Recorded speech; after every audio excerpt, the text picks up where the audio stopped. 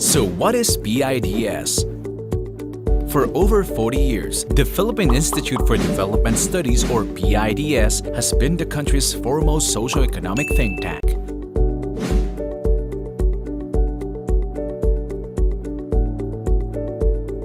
It conducts rigorous and objective policy research and analyses that help the government in crafting relevant policies, plans, and programs in support of the country's long-term vision and development goals. PIDS pursues its mandate through three basic programs: research, dissemination, and outreach. Through its research program, PIDS identifies and prioritizes studies, develops proposals, and conducts research on priority areas. The results of these studies are then disseminated through different platforms, publications,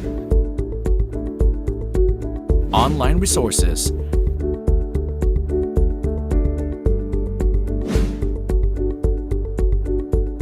PIDS Corner, seminars, and the Development Policy Research Month, or DPRM, held every September. To shed light on key policy issues, the advice and expertise of the Institute's research fellows are also sought by policymakers, government agencies, private sector, and civil society. Since 1977, PIDS has completed numerous policy studies on a wide range of development topics. This brand of service has then translated to policies and programs that have improved the lives of every Filipino. Philippine Institute for Development Studies, service through policy research. In need of references for your research? Do you want a digital library that you can access for free anytime and anywhere? You don't have to look far. SERPI is here for you. SERPI is an online database of socioeconomic materials produced by the Philippine Institute for Development Studies. Government agencies, research and academic institutions, and international organizations based in the Philippines. It is the country's first online repository of socioeconomic information, created for policymakers and development practitioners, researchers, educators, and students. To access SERPI, just visit the PIDS website and click the SERPI widget under the Databases tab, or type serp-p.pids.gov.ph. SERPI has a wide variety of materials such as journal articles, books, research papers, working papers, policy notes, audiovisual materials, and more. As of 2022, SERPI has more than 60 partner institutions contributing knowledge resources to the database. SERPI provides a comprehensive coverage of references encompassing 22 research themes: labor and education, gender and development, poverty, technology and innovation, trade and industry, and many more. On the enhanced website of SERPI, you can filter your research by keyword or author, publication type, research theme, or year published, all at the same time. SERPI has more than 7,000 publications and audiovisual materials that you can access and download for free. What are you waiting for? Visit SERPI now. Socioeconomic Research Portal for the Philippines, innovating knowledge exchange and policy research.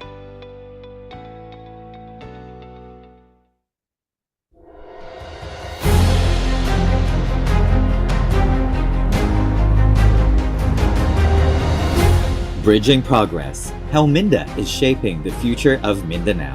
Located down south of the archipelago, the island of Mindanao stands as a symbol of rich potential and vibrant diversity. Amidst the rich cultural and historical background and the complexities of its socio-economic transformation, one entity plays a pivotal role in guiding the region towards a brighter, more integrated future: the Mindanao Development Authority, or MINDA.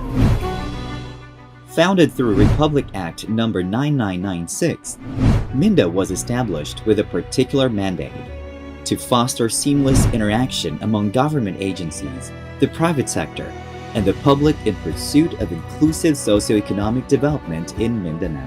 This mandate has not only provided a framework for cooperation but has also ignited a series of initiatives that is reshaping the region's trajectory of progress.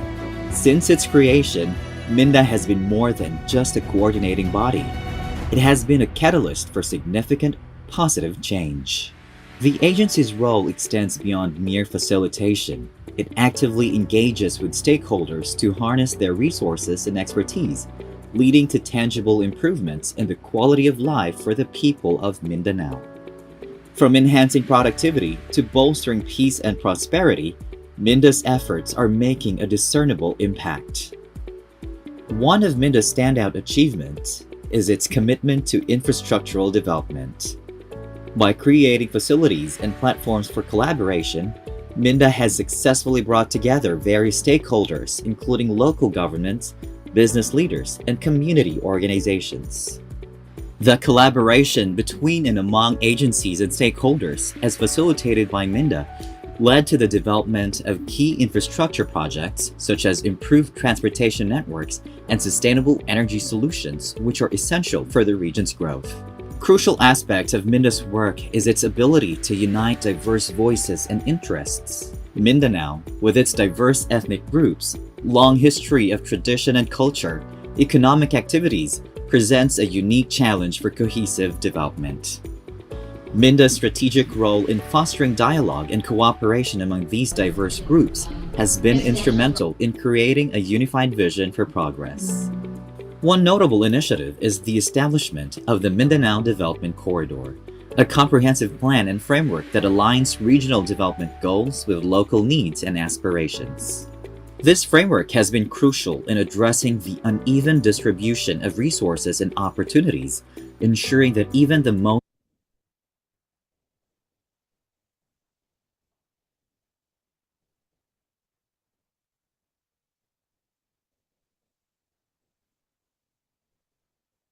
remote communities benefit from the region's growth. Minda's influence extends beyond Mindanao's borders. The agency has played a strategic role in integrating Mindanao and Palawan into the regional framework of the Brunei Darussalam, Indonesia, Malaysia, Philippines East ASEAN Growth Area or BIMP-IAGA. This integration is not merely a formality. It represents a profound commitment to regional cooperation and economic synergy. Through BIMP-IAGA, Mindanao and Palawan are better positioned to leverage their historical, cultural, and commercial assets. This sub-regional cooperation has opened new avenues for trade, tourism, education, and cultural exchange, enhancing the economic vitality of the entire region.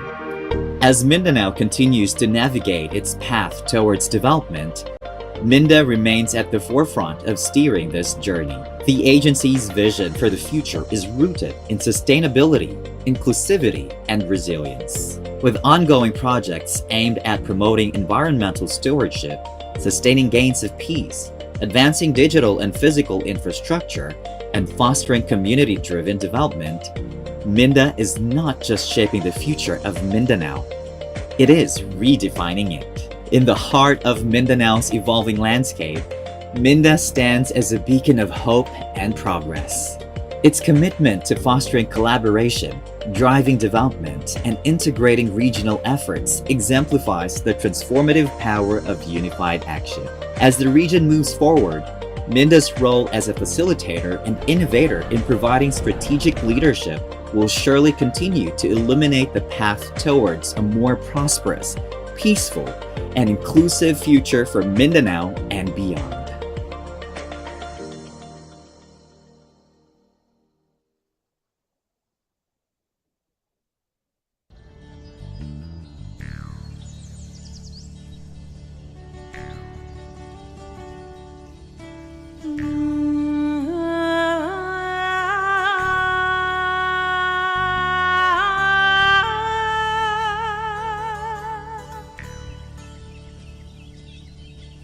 Ay,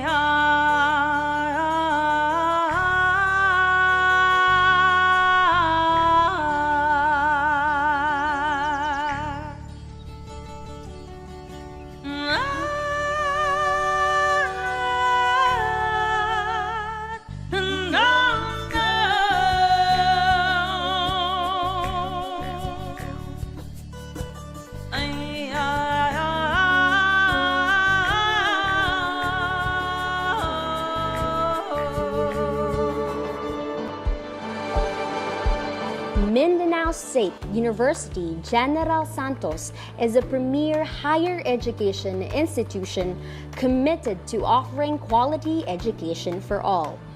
MSU Jensen envisions to be a globally competitive university in Southern Philippines, upholding its mission to provide competent human resources for the development of Southern Mindanao and to help improve the living conditions of Muslims and indigenous people.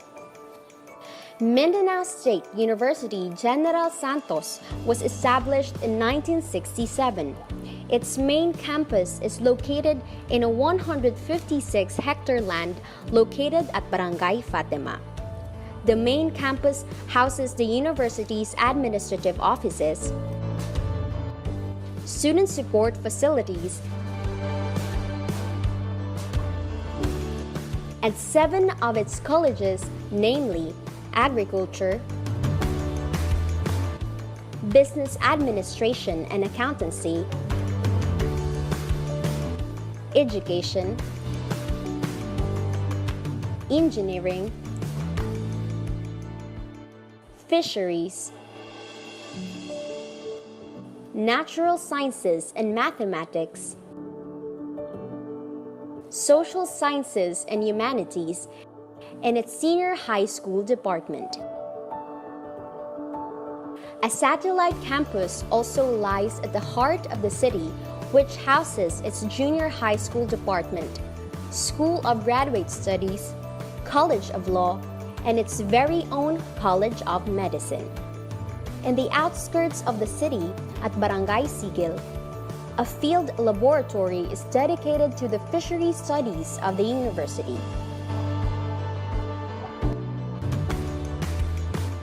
Mindanao State University General Santos continues to develop the quality of its services to its clients, remaining true to its vision of becoming a globally competitive university. MSU Jensen aspires to achieve greater heights guided by its core values of respect, integrity, service, and excellence.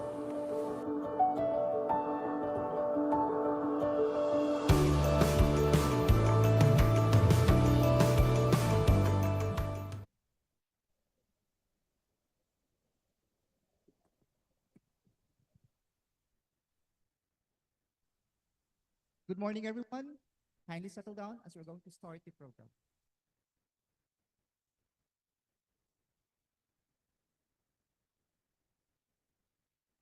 Good morning. Assalamualaikum warahmatullahi wabarakatuh. Maayong buntag, magandang Jensen. Welcome to the Land of Champions. I am Ron Bigsang, and I will be your host for this event. This is the 10th Mindanao Policy Research Forum. It is my honor to have and to see all of you today as we come together to explore critical discussions on navigating global megatrends, opportunities, strategies, and governance for expanding the middle class. This forum is a concluding event for the 22nd Development Policy Research Month. We are privileged to be surrounded by brilliant minds, leaders, and advocates for Mindanao's progress. Today's event promises to provide valuable insights and strategies that can shape our future, and we thank each of you for being a part of this forum. We are also being live streamed via Zoom, the PIDS, SERPI, and the Facebook pages of Minda and MSU General Santos. Magandang umaga po sa ating mga participants online.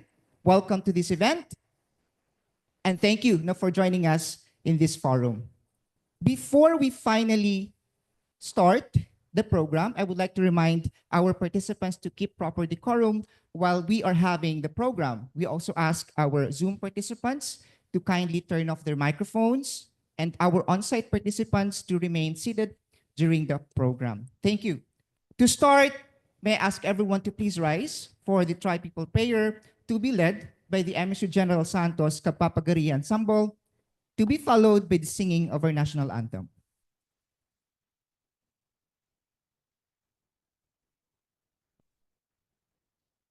وقال ربكم ادعوني استجب لكم امين يا رب العالمين امين بسم الله الرحمن الرحيم الحمد لله رب العالمين الرحمن الرحيم مالك يوم الدين إياك نعبد وإياك نستعين اهدنا الصراط المستقيم اهدنا الصراط المستقيم اهدنا الصراط المستقيم صراط الذين أنعمت عليهم غير المغضوب عليهم ولا الضالين آمين بسم الله الرحمن الرحيم رضيت بالله ربا وبمحمد رسولا وبالإسلام دينا رضيت بالله ربا وبمحمد رسولا وبالإسلام دينا رضيت بالله ربا وبمحمد رسولا وبالإسلام دينا ربنا آتنا في الدنيا حسنة وفي الآخرة حسنة وقنا عذاب النار والحمد لله رب العالمين. Wong kafifalan marwatan di kafiyum kami tugan mi di guik duuni nulan da sadar magunganay mi lode egu nakal di kami sansimo karang mula maanun kami glabat di dalan wong kafifalan di guik marwatan. Our Father, which art in heaven, hallowed be thy name.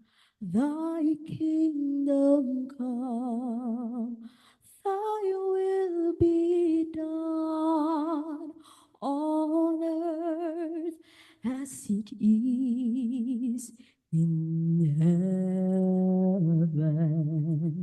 Give us this day our daily bread, and forgive us our debts as we forgive our debtors. And lead us not into temptation, but deliver us from evil.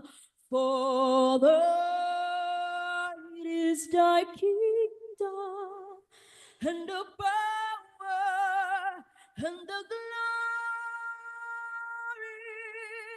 forever.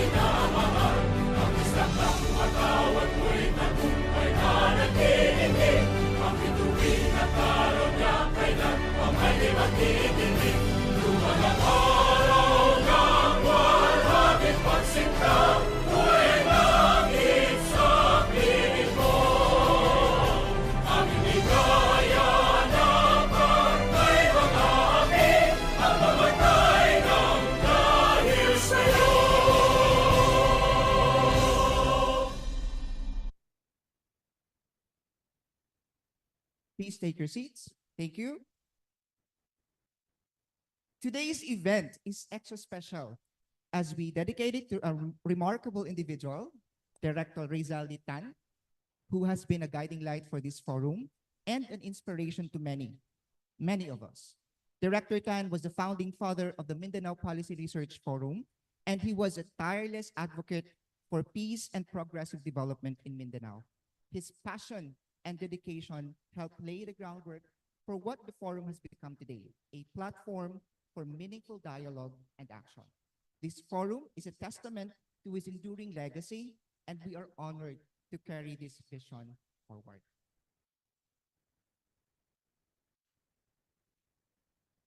We are also honored to have with us, or the presence of our esteemed leaders, experts, and stakeholders from various sectors. So allow me to acknowledge the institutions of these individuals and our participants now in this forum. I'll just be calling the institutions po ng ating mga participants and guests today. We have from the University of the Philippines system, the various campuses of the UP. We have from Ateneo de Davao University, Davao del Norte State College, Cooperative Development Authority, various campuses of the Mindanao State University system, the Bangsamoro Women Commission, Department of Budget and Management, World Bank, Commission on Higher Education,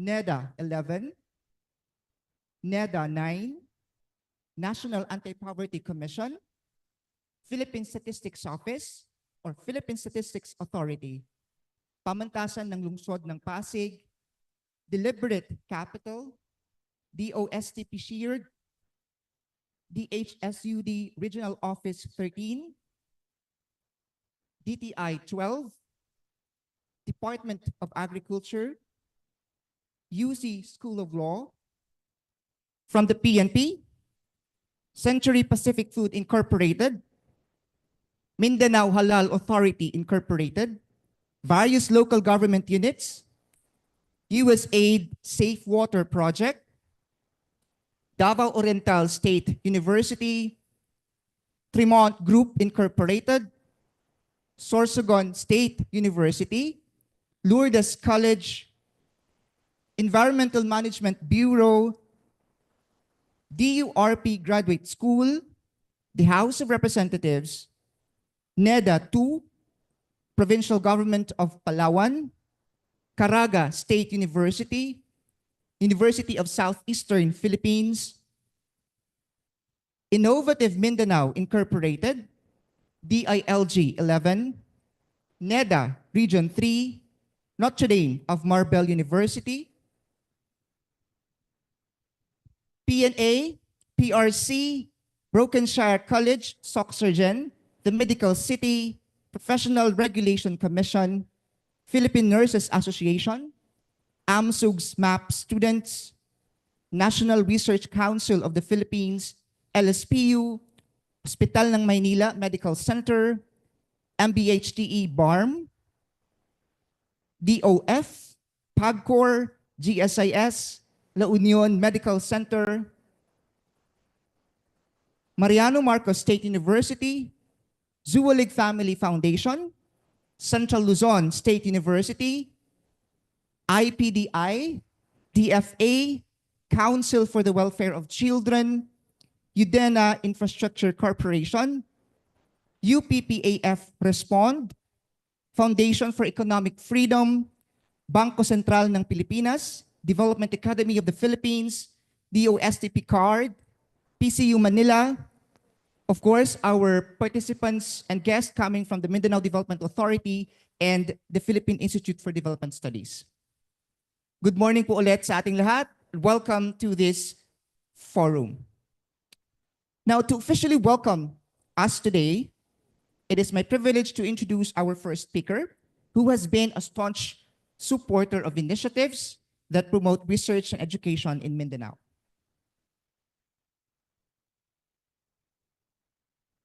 Our first speaker hails from Lumba, Bayabao, Lanao del Sur. He completed his Bachelor of Science in International Relations as an academic awardee at Mindanao State University in Marawi City and earned a master's degree in public administration in 1997. In 2002, he graduated with a Bachelor of Laws and is now a full-fledged Juris Doctor. With extensive experience in both administration and academics, our speaker previously served as Vice Chancellor for Administration and Finance before being designated as OIC Chancellor of Mindanao State University, General Santos. He also held the position of University Secretary and Secretary of the Board of Regents of the MSU system. Additionally, he served as Assistant Regional Director and Regional Director of the Department of Information and Communications Technology, and has been appointed as Acting Chancellor of MSU General Santos in 2022, with a focus on transitioning the university into a smart campus, inspiring excellence and dedication among his colleagues. Ladies and gentlemen, let's give him a round of applause, our Speaker, Juris Dr. Usman D. Aragasi.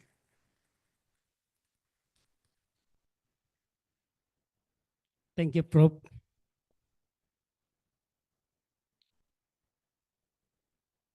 If we can make Mindanao as a better space as we dream of, then we are not failing our children's the possibility of seeing a better world. The Honorable Secretary of the Mindanao Development Authority, Secretary Leo Teresio Magno, equally represented by officials coming from Minda, the President of the Institute for Development Studies, Dr. Orbita Jr., also equally represented by officials coming from PIDs, discussants, officials, representatives from various universities around the country, local government units from the Bangsamoro Autonomous Region in Muslim Mindanao, other private entities, research institutions, and other organizations. Assalamualaikum, magandang Jensen. The Mindanao State University General Santos takes a pride and honor to be part of this significant occasion, the holding and hosting of the 10th Mindanao Policy Research Forum with the theme Navigating Global Trends, Mindanao's Future, Opportunities, Strategies, Expanding Middle Class. Thank you, Minda and the PIDs. We join in creating a better Mindanao of the future. Emisyo Jensen is now on its 51st year of existence, and true to our mission that the base for Mindanao and the cultural integration, peace and development in Mindanao are part of our primary mandates. As we gear towards the global trends, as university, we advocate as we practice the possibilities of collaboration, innovation, and sustainability. It's through these concepts of the present that will be our guides to become excellent, responsive, and relevant academic institutions. The university believes that collaboration is the currency towards success.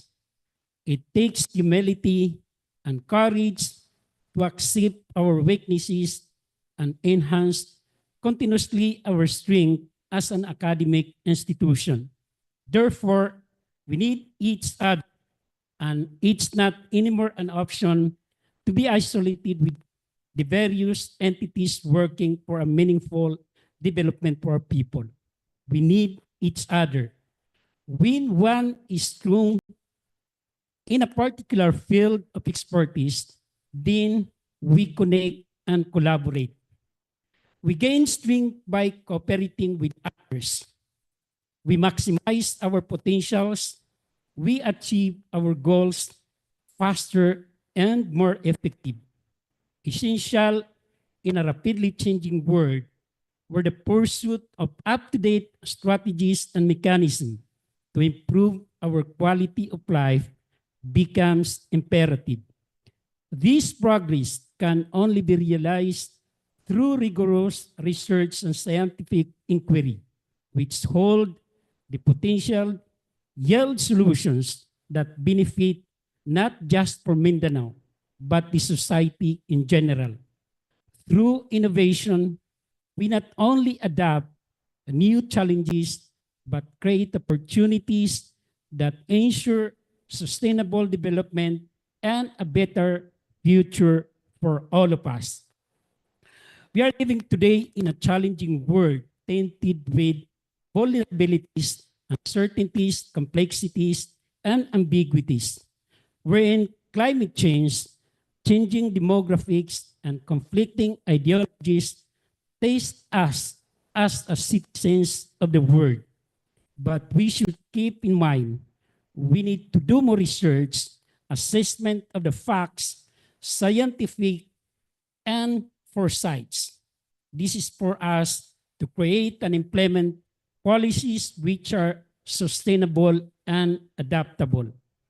We are excited about this policy research forum, and that is why the Mindanao State University, we do not have second thought in heartily accepting the invitation to be a partner in this endeavor by the MINDA and the Philippine Institute for Development Studies, and looking forward for more partnership and collaboration. Finally, ladies and gentlemen, we are humbled to sincerely welcome you all in this 10th Mindanao Policy Forum. Mabuhay tayong lahat. Padayon.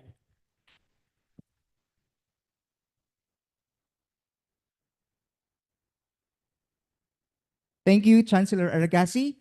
Thank you for that inspiring, wonderful message. Welcome address this morning.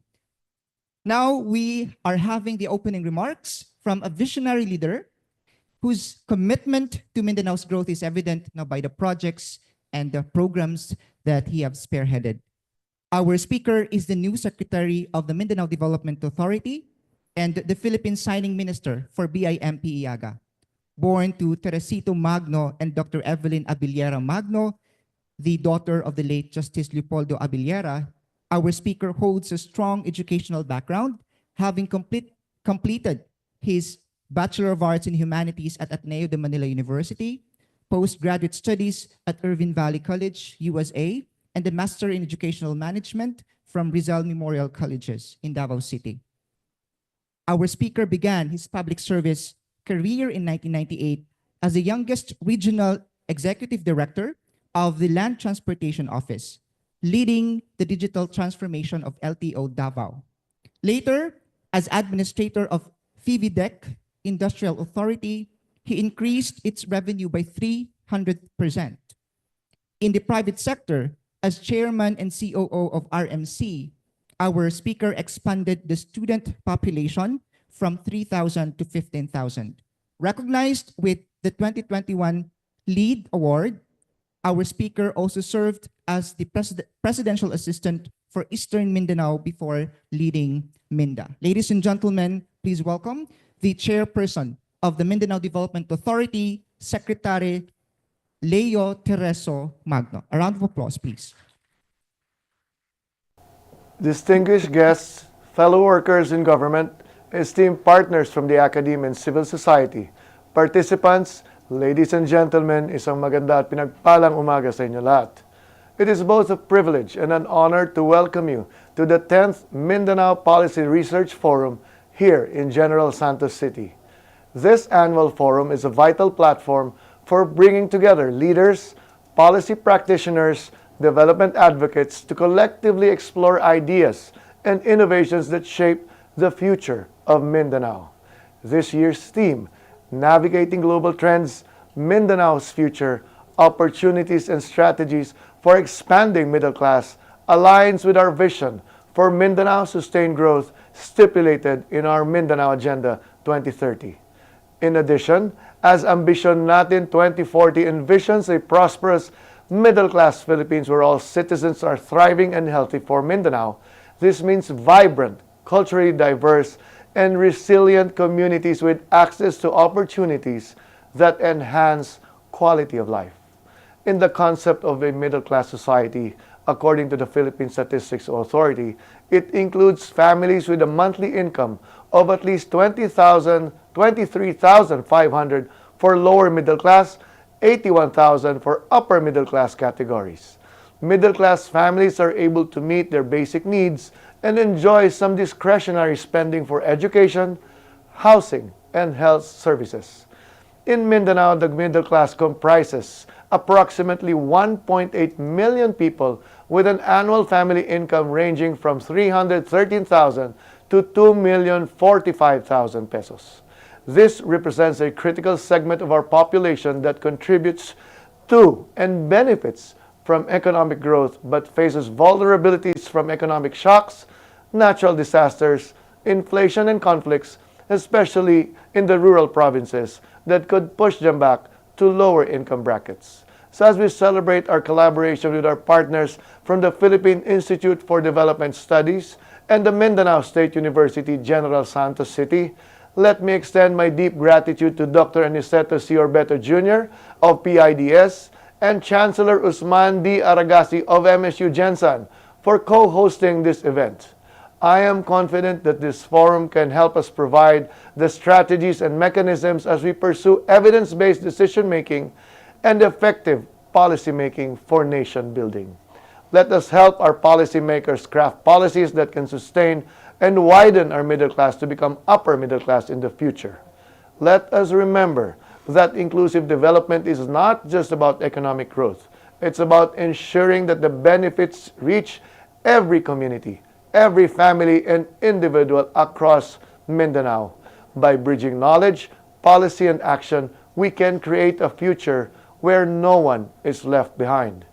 MINDA is in the process of finalizing the development agenda, the Mindanao Development Agenda 2023 to 2028, where it encapsulates key priorities such as people's well-being, water, energy and food nexus, digital transformation and innovation, and preparedness and resiliency.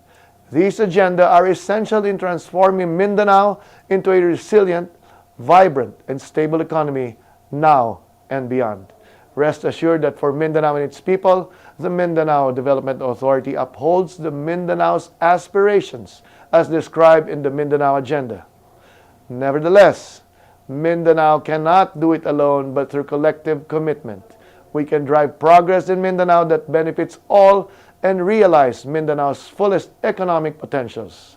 Sa inyong lahat at sa lahat ng nagpapartisipat dito sa forum na ito, congratulations sa inyong ikasampung Mindanao Policy Research Forum. Mabuhay kayong lahat, mabuhay ang bagong Pilipinas.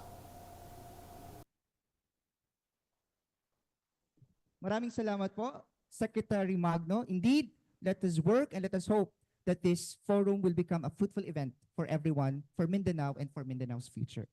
Kaya inaasahan po namin ang inyong partisipasyon, aktibong partisipasyon sa ating mga gawain at forum discussions in this event. Now, we transition to the core of our discussions with two plenary presentations from renowned experts in their fields. For our first presentation, we are honored to have with us Dr. Rowellano Briones, a Senior Research Fellow at the Philippine Institute for Development Studies. Dr. Briones is a Senior Research Fellow, what I've said, at PIDS, specializing in agricultural policy. He has published numerous journal articles and has edited 5 books on various topics in agriculture and rural development, one of which has won the National Academy of Science and Technology Book Award. He has a PhD in economics from the University of the Philippines, Diliman, and did a postdoctoral fellowship at World Fish Center in Penang, Malaysia. He will present, Can Agri-Value Chain Interventions Target the Poorest of the Poor? The Case of Matching Grant Programs. Let us all welcome and give warm welcome to Dr. Briones.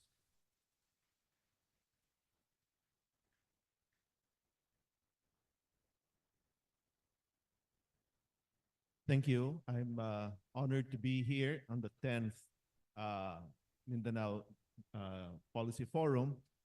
When was the last time I was in this forum? I think fifth.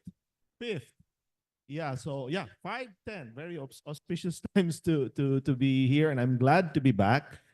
President Orbeta regrets not being able to attend because today is simultaneously the Philippine Institute for Development Studies anniversary, 47th anniversary celebration.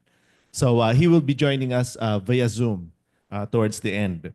So this is part of the celebration of the commemoration of the Development Policy Research Month, for which the theme is expanding the growing the middle class. And this is also how I selected the topic, even though it is about agricultural value chains. I tried to relate it to our theme, and it is also related to a immediate past study we did in 2023 finished in 2023. So you can see the reference there in the PowerPoint, which I hope everybody will be able to share later on. Matching grants as a strategy for enterprise development. So the question we pose is, so we interject. Very often we think of agricultural value chains. I think we've heard of this topic before, no? And then we need to develop not just agriculture, primary agriculture, farming, crop production, hybrid rice. This is all very important, but we have to somehow also grow the rest of the value chain, the processing, the milling, the marketing to the end consumer, and perhaps even for export markets, especially for, let's say, heirloom rice. Now, there's also often an association that this will also help the poor. In fact, it might be a chance for the poorest of the poor who dwell in the countryside.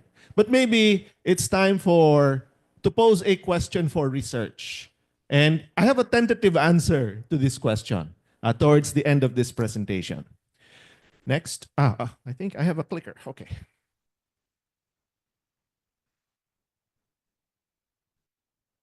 All right. Oops. What's going on? Okay. So we will look first at the value chain approach, the main issues. I will discuss also the case of matching grant project, and that matching grant project happens to be implemented in the rapid growth. I don't know if you've heard of this Department of Trade and Industry project. It is primarily implemented in Mindanao. So it's quite suitable for our study today. Plus the region Eastern Visayas. So it's Mindanao plus Eastern Visayas. So we'll take a look at what this matching grant is. It might be a new word to most of you. So we'll look at the theory, the nature, the scope, the evidence behind it. And then again, look at RAPID as a form of this matching grant program. Then we'll be looking at the results of a PIDS baseline study for this, and then we conclude. And I'm going backward. What's going on? All right. So what are the basic issues when we try to link value chains and development and equity?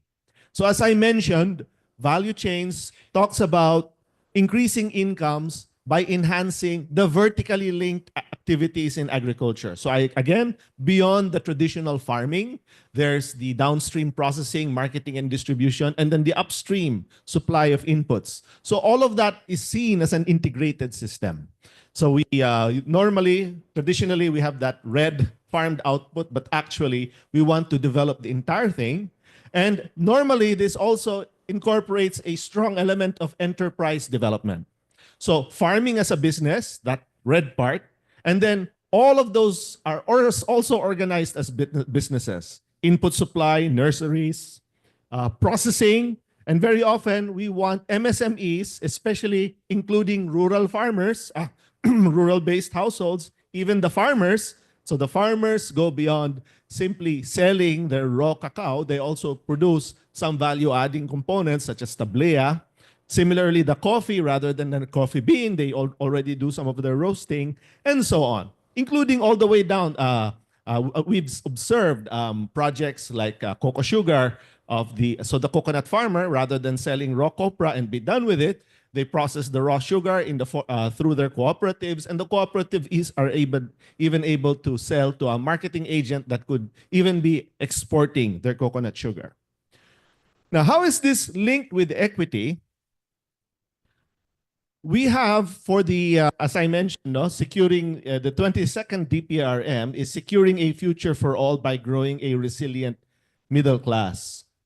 So I'd like to pose the question now whether this agricultural value chain approach, I can't really shine the light, but that one on top, no? Is it able to cater to the poorest of the poor? Or is it more targeted towards those who are near poor, or what we call borderline poor, as well as low-income households just beyond the poverty line? And this is directly relevant because poorest of the poor, you can ultimately, hopefully, you want them to socially move, achieve social mobility, and become growing middle class. But really, this is a closer, more realistic achievement for the borderline poor and the low income to be able to graduate to a middle class. and be able to therefore grow the ranks of such a resilient middle class. Now let's clarify some terms. I stole this, so I should have also, I ran out of space to post the cover page of, this is also from a discussion paper authored by by senior author of Dr. Jose Ramon Albert, myself, and JP, also a fellow of PIDS. And here are some of the numbers being crunched. So we have, of course, poor, we know that, based on the poverty line. So the low income is divided into poor and low income, but not poor. So the poverty line nationwide is 12,030 pesos per month for a family of 5 members. So in terms of, in 2021, so actually there are 2023 figures, but because this breakdown is only available for 2021, so 18.3% of the entire country. Unfortunately, there was no breakdown for Mindanao. So I'll just show you figures for the entire country. By the way, this has already gone down. I believe for 2023, if I've memorized it, it's now down to 15.6% of the population below the poverty line. Meanwhile, the low income is the poverty line and double the poverty line. So all the households in between that range. And what happens? That's 41% in 2021. That's a huge chunk of the population. They're near poor, or they're just beyond the poverty line. Well, I don't know if it's fair to say because that's already double the poverty line, but you know, that's not an impressively high income, right? 24,060 per month for a family of 5, but still, that band covers 41% of the population. Now, middle income is between 2 and 4 times, between 2 and 12 times the poverty line. That's a big chunk, no? It's a big, wide range. So that's from 24,060. So it's divided into bands, no? But you can already just jump. That's 24,060 to 144,360 pesos per month, very wide range. And if you sum up, that's around, ilan yan? Another 40%, right? 9 plus 2.9 is 11.9 plus 27. So that's another around 40%. That's classified as the middle class. And according to PIDS, our theme for PIDS, we want to grow that, no? From 40% and expand that. Of course, you'd like to expand that by transitioning these low income into that category, and hopefully the poor transition to the low income, and maybe some of the middle class transition to the high income. But you know, let them help themselves. Maybe we don't need the government to help them, right? You know, they will have their own initiative to do that. If in doing so, in creating that wealth, hopefully it will be an engine for the entire economy as well, to also grow their incomes. So this is the picture we have of the entire country in terms of our size distribution of income. Now, how do we strategize towards that, no? Moving the poor to the low income to the middle class. How do we do that? Well, one strategy is enterprise development along the value chain. And then we can say so many things, no, provide equipment, etc. Here is an innovative new approach. And it turns out when we scoured the literature, this has very seldom been applied. In fact, possibly the Rapid Growth Project is the singular example so far for the Philippines. If we are mistaken, kindly correct us, no? But that's what we've seen. Now, what are these matching grant schemes? They're one-off, non-reimbursable transfers to project beneficiaries based on a specific objective or a purpose. Let's say, okay, we want to buy a roasting machine. It's a coffee cooperative. We need a big, modern, fancy roasting machine. We need 1 million pesos, for instance. However, instead of the program supporting the entire 1 million, they might say, okay, you pay 50% and we'll come up with the 50%. Okay, that could be one possible. So it's the government or the assistant, the enterprise developer, will match your 1 peso with 1 peso contribution. So you must contribute before as a condition for the donor to contribute. Now, it may be linked with other financial services, especially facilitating the beneficiary to also secure a loan in order to provide for the contribution if they don't have cash. And often there are other conditionalities such as accessing business development services, such as simple business planning. You have to have a good business plan to justify that that coffee machine will really revolutionize your business. And how do you do that? Well, yeah, for those who are in management from MSU, you know the routine. Well, it turns out that a lot of rural-based MSMEs in the country, not just in Mindanao, lack the capacity to do what you management people have been doing. So what happens? We hire people like you, or what you will be, and support or build the capacity of these rural enterprises as part of this package deal. So this is not quite a subsidy for inputs or credit or provision of safety nets. It's more like you have to put up with, especially 100% subsidies, which tend not to demand counterpart from beneficiaries. So why this strategy? Why not just give them everything? Well, it seems to fill that niche. Economists have the fancy term of addressing market failures. Normally, we expect markets to work and deliver the resources efficiently, appropriate credit agreements, financing, and so on. Even the provision of consultancy services for technical assistance. But it turns out there's a lot of failures in the market and the need to be able to share risk. So asymmetric information, moral hazard, these constrain availability of financing for rural-based enterprises. Now, one powerful advantage of the counterpart demanded, so of course, that's a burden, right? Mabigat yan, hihingin mo yan from the beneficiary cooperative or MSME. But it signals that they're willing to put in their own resources. It signals that they're not just gonna get the money, get the equipment and leave it idle. They're gonna work hard because they already put up 50% for it. And at the same time, maybe putting up the entire 100%, o kung ganun palang kagaling, why don't they just pay for the whole thing? Well, it might be too risky. They might be willing to risk 500,000 pesos, but if the lumpy investment, the thing costs 1 million, they may not want to risk the entire 1 million. So the remaining 50% charged to the, say, donor or Philippine government, they help share the risk, because if the enterprise fails, the government doesn't demand the money back. So that's the important part, no? Plus, the conditionalities of tying business development will often address information and technology constraints facing these enterprises. Now, of course, there are disadvantages. So, for instance, they might actually be willing to pay the whole 1 million. But they saw you, they're willing to pay 50%. So why don't, makalibrin tayong kalahati, no? We pretend that we're not willing to buy it by ourselves. We find this nice matching grant scheme, and then we write a proposal for it. So, are we just duplicating what they're already planning to do? What is the real additionality? So that's the concern here.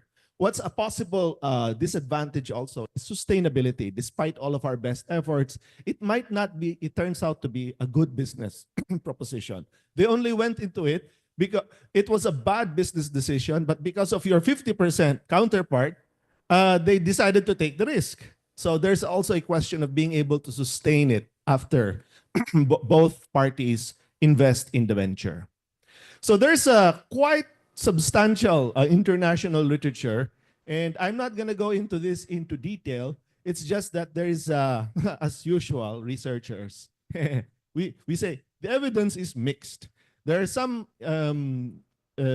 aspects that seem to be advantageous with providing matching grant scheme versus other value chain development projects, but there are also some disadvantages as revealed in this literature.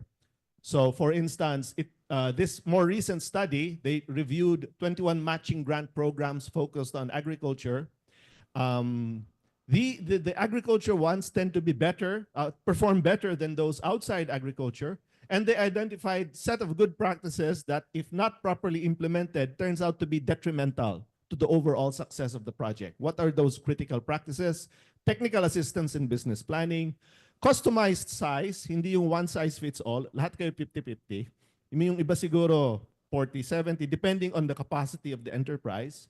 And access to, linkage to access to finance. So, yung ibang mga nahihirapan to come up, yung MSMEs that have difficulty coming up with their counterpart, they're also linked to a bank that will allow them to borrow to be able to provide that financial assistance. So in the Philippines, we have encountered some examples where beneficiaries typically offer a counterpart, but when you check the details of the counterpart, they're not that strict. It may not actually meet the requirements or the strict definition of a matching grant. So for instance, shared service facilities of DTI. This is very famous. That's also a project of DTI. And then they demand a counterpart, but when you check their counterpart, it's just basically a facility. And very often it's the LGU that helps partners with the MSME to provide the facility. There are other examples, PRDP, but often the equity contribution is still often in the form of existing assets or facilities, or willing to put up the operating expenses. So if it's only the willingness to operate the machine after it's given as a grant, that's not a real matching grant. A real matching grant is the machine itself. The MSME must put up some money, some basically cash contribution towards it. And that precisely is the design of the Rapid Growth Project. So the implementing agency is also DTI. It's supposed to run for 6 years and end next year, but I believe it will be extended.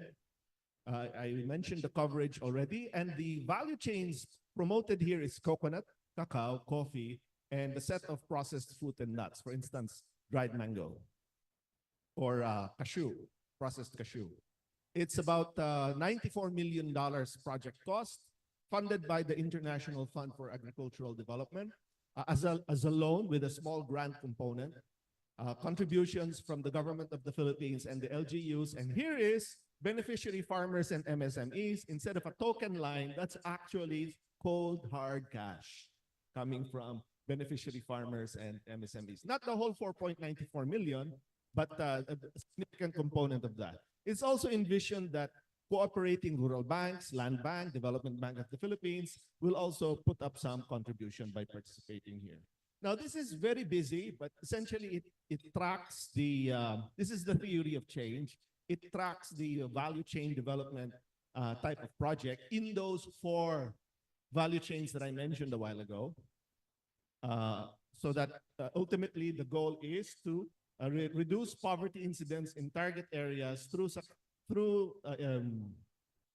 sustained income increases among small farmers and unemployed rural workers. Still read it. That's an achievement. And rural women and men across selected value chains. So here are the values project components. I won't explain in detail, but I think we can just focus on this part, the direct assistance to enterprises, which contains the matching grant and participatory implementation. Let me also mention institutional strengthening by development of micro enterprises and cooperatives, service hubs, etc. That's part of the business development. All right, so this is how it basically works. There should be a business plan within a detailed investment plan specific for that particular cooperative or group of cooperatives in a organized in a single venture. It covers business development and extension services and the equipment itself. So the consultancy or the technical assistance is folded into it. Normally, this service is provided by the private sector rather than the DTI itself, no? Or let's say PA normally, but no, this is not the case here. The equity counterpart is in cash, okay? For cooperatives, 40%. So if it's a machine, roasting machine, whatever it is, a warehouse, 60% will be paid by DTI under this project and 40% by the cooperative.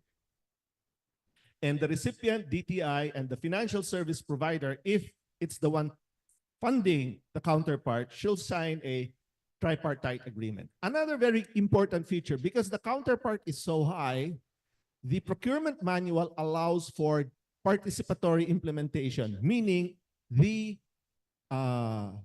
enterprise itself, the MSE, is the one responsible for buying the equipment. This is a huge deal. I've seen so many value chain projects that the government does the procurement, and you know what happens with government procurement. No, I'm not saying it's corrupt, it's just very slow, or it comes up with the wrong stuff. No, it's not quite appropriate to the needs. I've seen many examples of this to recount, no?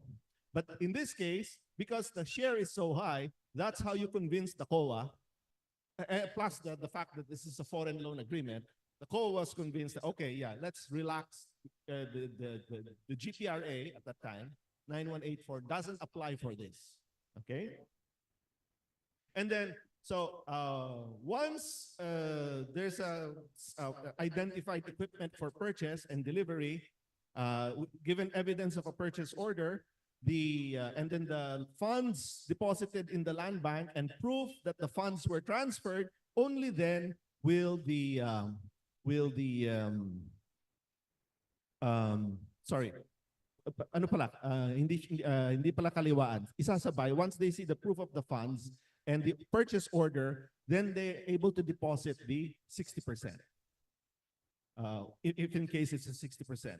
Only then, when they see the evidence that there exists a cash deposit in land bank, for instance, or in the FSP of a 40%, and that there is a purchase order from a legitimate supplier, then only then. By the way, the direct procurement also comes with assistance with from the DTI on how to do the specifications. It's part of the business planning, okay? And in providing that business planning for even the selection of the correct supplier and the correct equipment specification, there's also the verification of the supplier. So in that way, the DTI ascertains that the 40% plus 60% will go to a legit supplier for an actual piece of equipment or facility or case may be, no? Or warehouse. Okay, now let's draw some insights from a baseline study. So I said, so that's a separate matching grant study. We focused on matching grants. Here is the actual baseline study covering all aspects, not just the matching grant, of the Rapid Growth Project. So we have several authors from PIDS there. And here are some of the key findings. There's a lot of other numbers here. I think the one slide with a bunch of numbers was enough. Let's just go straight to some of the findings.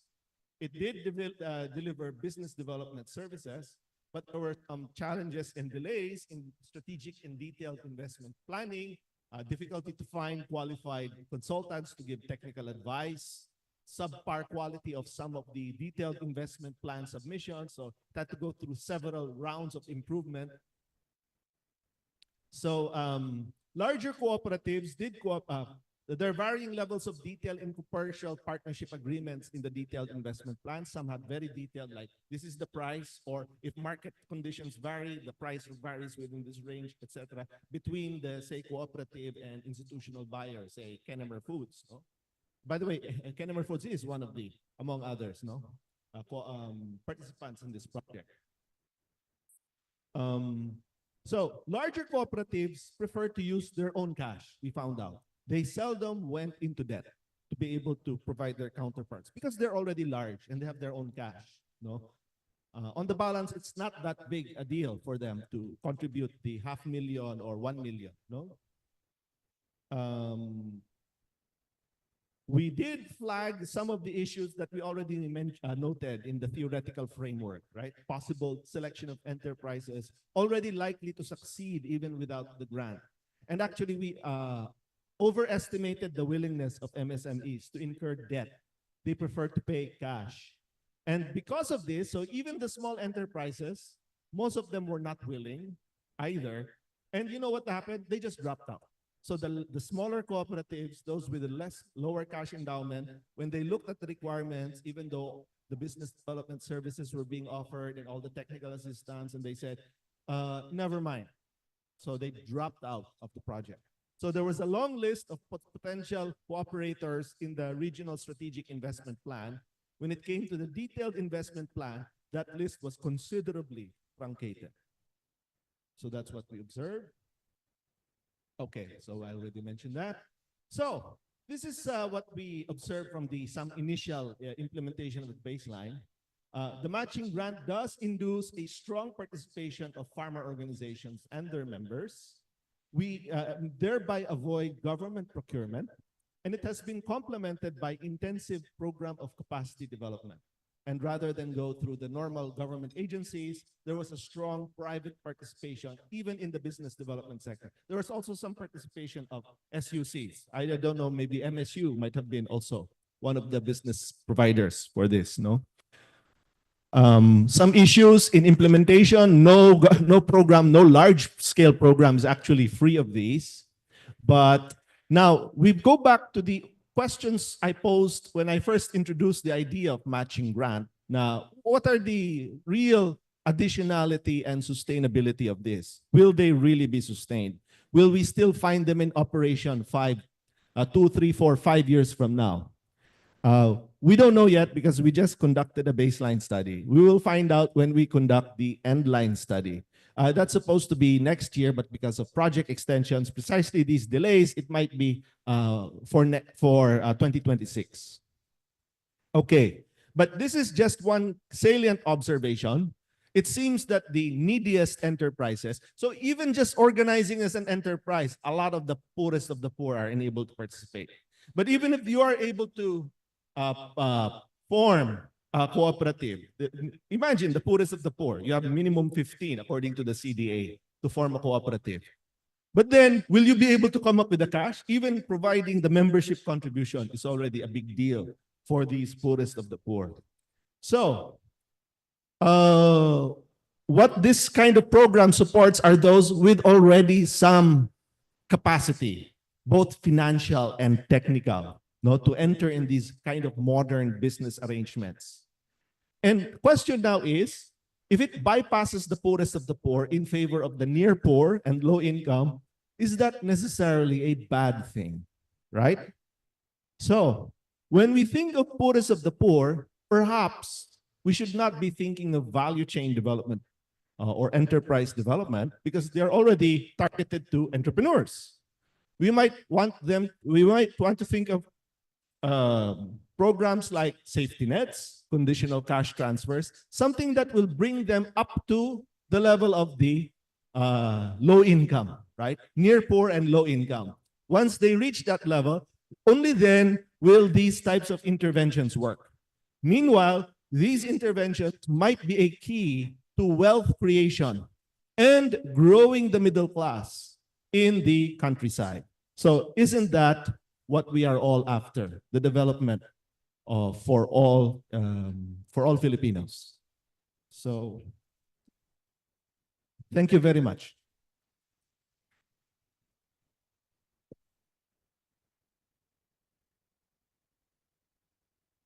Thank you so much, Dr. Briones, for that insightful sharing your insightful findings of your study. Matching grant, if you look at it, parang very interesting, and if we can use it to address problems, particularly in Mindanao, specific sector now of the people in Mindanao, and even all over the country, perhaps we will be able to do that now and address these concerns and problems that our people are facing, particularly in value chain and so on.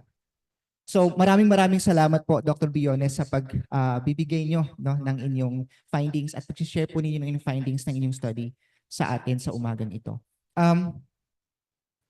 By the way, pag may mga tanong po kayo, if you have questions related to the presentation of Dr. Briones and the rest of our speakers and discussants today, kindly jot them down and you will be given time to raise these questions and clarifications later on when we have our open forum. Okay? Our participants online sa Zoom, you can also chat your questions, send them sa ating chat box or comment section, and we'll try to go over the questions later on when we do the open forum. All right, for our second presentation, we will hear from Dr. Mario Mayong Aguja, the Dean of the College of Social Sciences and Humanities at Mindanao State University, General Santos. Dr. Aguja is a respected professor at the Department of Sociology, and like what I've said, he is the current Dean of CSSH, MSU General Santos. He previously directed the Institute for Peace and Development in Mindanao before his election as Dean. He teaches undergraduate and graduate courses, including sociology, peace education, and public administration. Dr. Aguja holds a PhD in International Cooperation Studies from Nagoya University, Japan, and an MA in Sociology from the University of the Philippines. Recognized for his contributions, Dr. Aguja actively engages in peace initiatives and holds key roles in national peace-building efforts. He will be discussing about the land of promise, land of contradictions, navigating Mindanao's future towards a middle-class society. Let us welcome Dr. Mayong Aguja. Sir?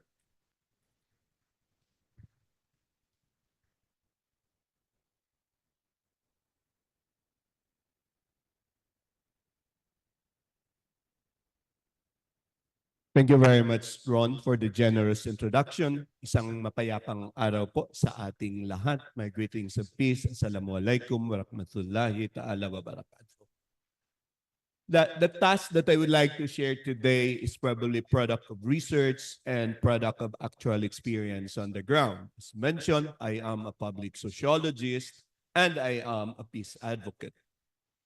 Sabi, ang Mindanao is a land of promise. Sabi nga ho ni Yoyoy Villami para sa mga bahagi ng aking henerasyon, no? Sa kanyang kantang Philippine Geography, sabi niya, now let's go to the land of promise, the land of Mindanao. Bukidnon, Zamboanga, Misamis, Mambahaw, Butuan, Agusan, Surigao. Then on and on. And it reflects and continues to bring to us Mindanao as the land of promise. While the promise of Mindanao remains, the contradictions in Mindanao persists. Barriers to become a middle-class society remains very problematic. Income is very low. Poverty remains high, education remains a privilege, family size is big, communities remain rural, but the economy is trying to shift to services. The urgent task, I think, to Mindanaoan is to arrest poverty, arrest malnutrition, create jobs, develop infrastructure that will support industry, and there is a need to reinvent governance in Mindanao. My presentation argues that achieving the vision of predominantly middle-class society in Mindanao will require bold and coordinated action in these priority areas. It will also necessitate effective leadership, coordination, and collaboration among government and private sector, civil society, and development partners. By implementing a comprehensive agenda requires really a good governance project in Mindanao. As I am a sociologist, we in sociology, we always believe that we are nothing but relationships. When you introduce yourself, you don't actually tell people, you know, I am handsome, or I am beautiful, or I am intelligent. We always introduce the network of our relationships. In my case, I am Mayong Aguja of MSU. I'm introducing the Aguja family. I am introducing the Mindanao State University because what am I is basically of the product where I belong. That's bringing you to a sociological frame that when we analyze the problem of Mindanao, for example, we don't talk about individuals. We talk of collectives, we talk of groups. And what happened to individuals, they are just products of the group that they belong. So all of us belongs to all of this. And all of this builds what we call our physical, emotional, social, economic, and intellectual paradigm. No. You don't become rich because you are rich. You become rich because you happen to be associated with people who could produce money. Okay. Today, 2024, we are here. And we are discussing, we like to be a middle-class society at ang gusto nating abutin ay 2040. Ito yung Philippine ambition natin 2040, if you have all look at the document. But all of this is not the end. This is just part of our national contract and a national dream of the Filipinos to become a peaceful society. And to my mind, to become a peaceful society is to give sense to this social contract of ours. pagbubuo ng isang makatarungan at makataong lipunan. Ang tanong, yung mga ginagawa ba natin ay nagbubuo ng isang makatarungan at makataong lipunan? This is our social contract as Filipinos. We cannot get out of that. All of us in the bureaucracy, in the government service are mandated to basically fulfill this contract. At pag tinatanong po kami as peace advocate, ano yung kapayapaan? Ito po yung kapayapaan. Isang lipunan na makatarungan at makatao para sa ating lahat. At nasabi na ni Doc Briones, ano yung indicators of a middle class society, and I think it's in the materials that you have there, 25 to 145. So I assume everybody here belongs to the middle class. And even upper middle class pa. Kasi 25K lang po yan. Then, education, I think you have a high educational attainment here. Family size, I assume walang merong may anak na 8 dito. And of course, karamihan yan ay urban. Well, at least you are here in the urban area of General Santos. These are the characteristics of what makes us a middle class society. Sabi ni Doc Briones, we are off. Actually, if you look at the statistics, we are taking off to a middle class society, but that's only happening very, very recent. For the longest time, from 1996, yan lang ho yung middle class natin. Nagtitake off tayo ng konti, bumababa yung kahirapan sa Pilipinas, given government indicators. But I will tell you what does it also mean in the real lives of individual people on the ground. Tapos pag tiningnan ho natin yung unemployment natin, gumaganda naman po, Pero yung problema natin, marami sa ating mga kababayan are underemployed. Ibig sabihin, masyadong mababa yan, and in Mindanao, masyadong napakataas ng informal sector natin sa Mindanao. In a way, contributes to resilience, but on the other hand, does that contribute to overall development also of the formal economy, because the economy is very informal.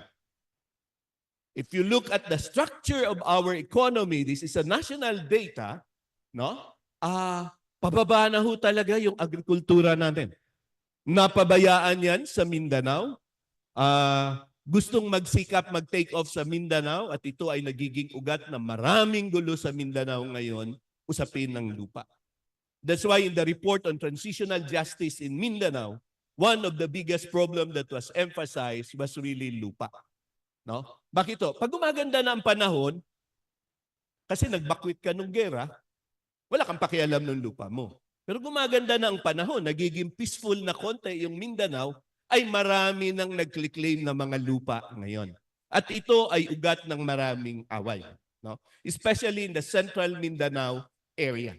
Then we are going into the services without passing through a manufacturing. Ang problema, wala tayong mga kumpanya na nagpo-produce sa Pilipinas. Pati toothpick ho natin imported na today. So what kind of jobs we provide to our people? BPO, Pogo, and etc. Kasi services huyaan. But yung industry, namatay na yung industry natin in the 70s pa po. We used to have a clothing industry, shoes industry. Now, wala na yan. Nawala na sa atin. Therefore, you lose the opportunity for people to have jobs. We were counting on agriculture sana. But we are not investing so much in agriculture. When I was in the House of Representatives, I was a vice chair of the House Committee on Agriculture.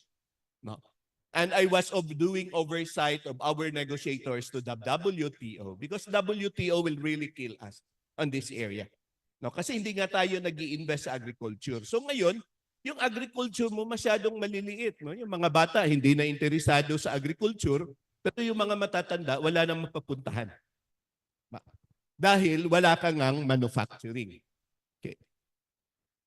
So, if that is the national trend, the situation in Mindanao is far more difficult. One, Mindanao, it's a land of three people.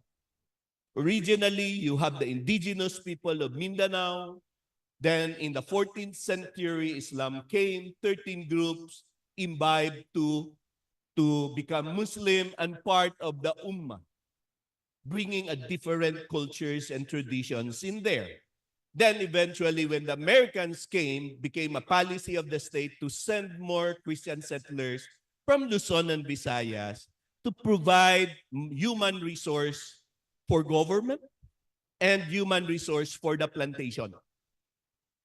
Kasi yung mga Moro naman, tsaka IP, wala naman siyang experience magtrabaho sa hacienda. Nagtrabaho siya na binabayaran, no? Dahil wala namang may-ari ng lupa sa Mindanao dati. So, for the interest of the Americans that were putting up a plantation in Mindanao, they need workers. And it's where the Christian migrants started to come to Mindanao. Then the second wave when we had the Commonwealth period. During the Commonwealth period, the biggest problem of the Commonwealth is how to go with agrarian unrest in Luzon and in the Visayas. And the National Assembly then, dominated by the landed aristocracy, don't like to imbibe an agrarian reform program. But they said, hey, punta kayo sa Mindanao, to the land of promise. They were given 15 hectares. They were given Kalabaw, they were given Suyod. You go there, wag na kayong manggulo dito. Kaya if you look at the pockets of communities in Mindanao, no, you go to go to Ala Valley, these are all the Ilonggos. No, some of them were actually already in jail because of agrarian unrest in Tanay. No? Many of those who came in Jensan area, this area, were basically from Central Luzon. Then the Ilocano came. No? The Ilocano came, no? That's why they were all destined to go to North Cotabato, up to Wao area yan. No? So this is where you bring a diverse people that were all victims of colonial and post-colonial government policies that don't want to resolve the fundamental issues of the land. And they were all together in here. And that's why Mindanao, the land of promise, becomes now today, remains to be a land of contradiction. Let me tell you some of the contradictions we have in Mindanao. It's a land of plenty. Yabang-yabang natin. Durian, mangustin, no? Our tuna in Jensan, our pineapple in South Cotabato, and etc. And yet we have plenty of poor people. Statistics, if it is lying, then it means to say we have more poor people in this land. No? If you believe on statistics, okay na yan. No? Pero sabi nga nung Kwan, yan sir, yung data natin sir, Kwan pa yan. Ha? Hindi pa namin nasinop ng mabuti yan sir. Pero mataas na yung problema natin. We are a land of people professing different faiths. No? You have all religions, you know, including that of the Mungkada and of Kibuloy and others. No? That's how religion plays an important role in the lives of Mindanaoan. But we have also different kind of lords in Mindanao. You have warlords, you have drug lords in Mindanao. You have it all in Mindanao. That contradicts to what are the faith of many people for progress in this land. I will bring you back later on that issue of lords and warlords. No? Because this is one of the biggest problems of Mindanao as well today. Unless we resolve that, forget your middle class at least of 2040. We are a land of diverse culture. We are a land of tree people. You know, we like to celebrate our diversity as people. But what is problematic today, there's an emergence of a culture of poverty and a poverty of culture in Mindanao today. Ikaw ho, pag 4 decades ka na, hindi nag-aral ang lola mo, hindi nag-aral ang nanay mo, normal sa bata today ang hindi mag-aral. Normal, walang malinis na tubig. So, things becomes normal, the things of poverty becomes normal today, including malnutrition of children. Parents would tell you, wala man tayong magawa, sir, kaya malnourished man ang mga bata, pero dagan man po na sila, sir, sa community. No?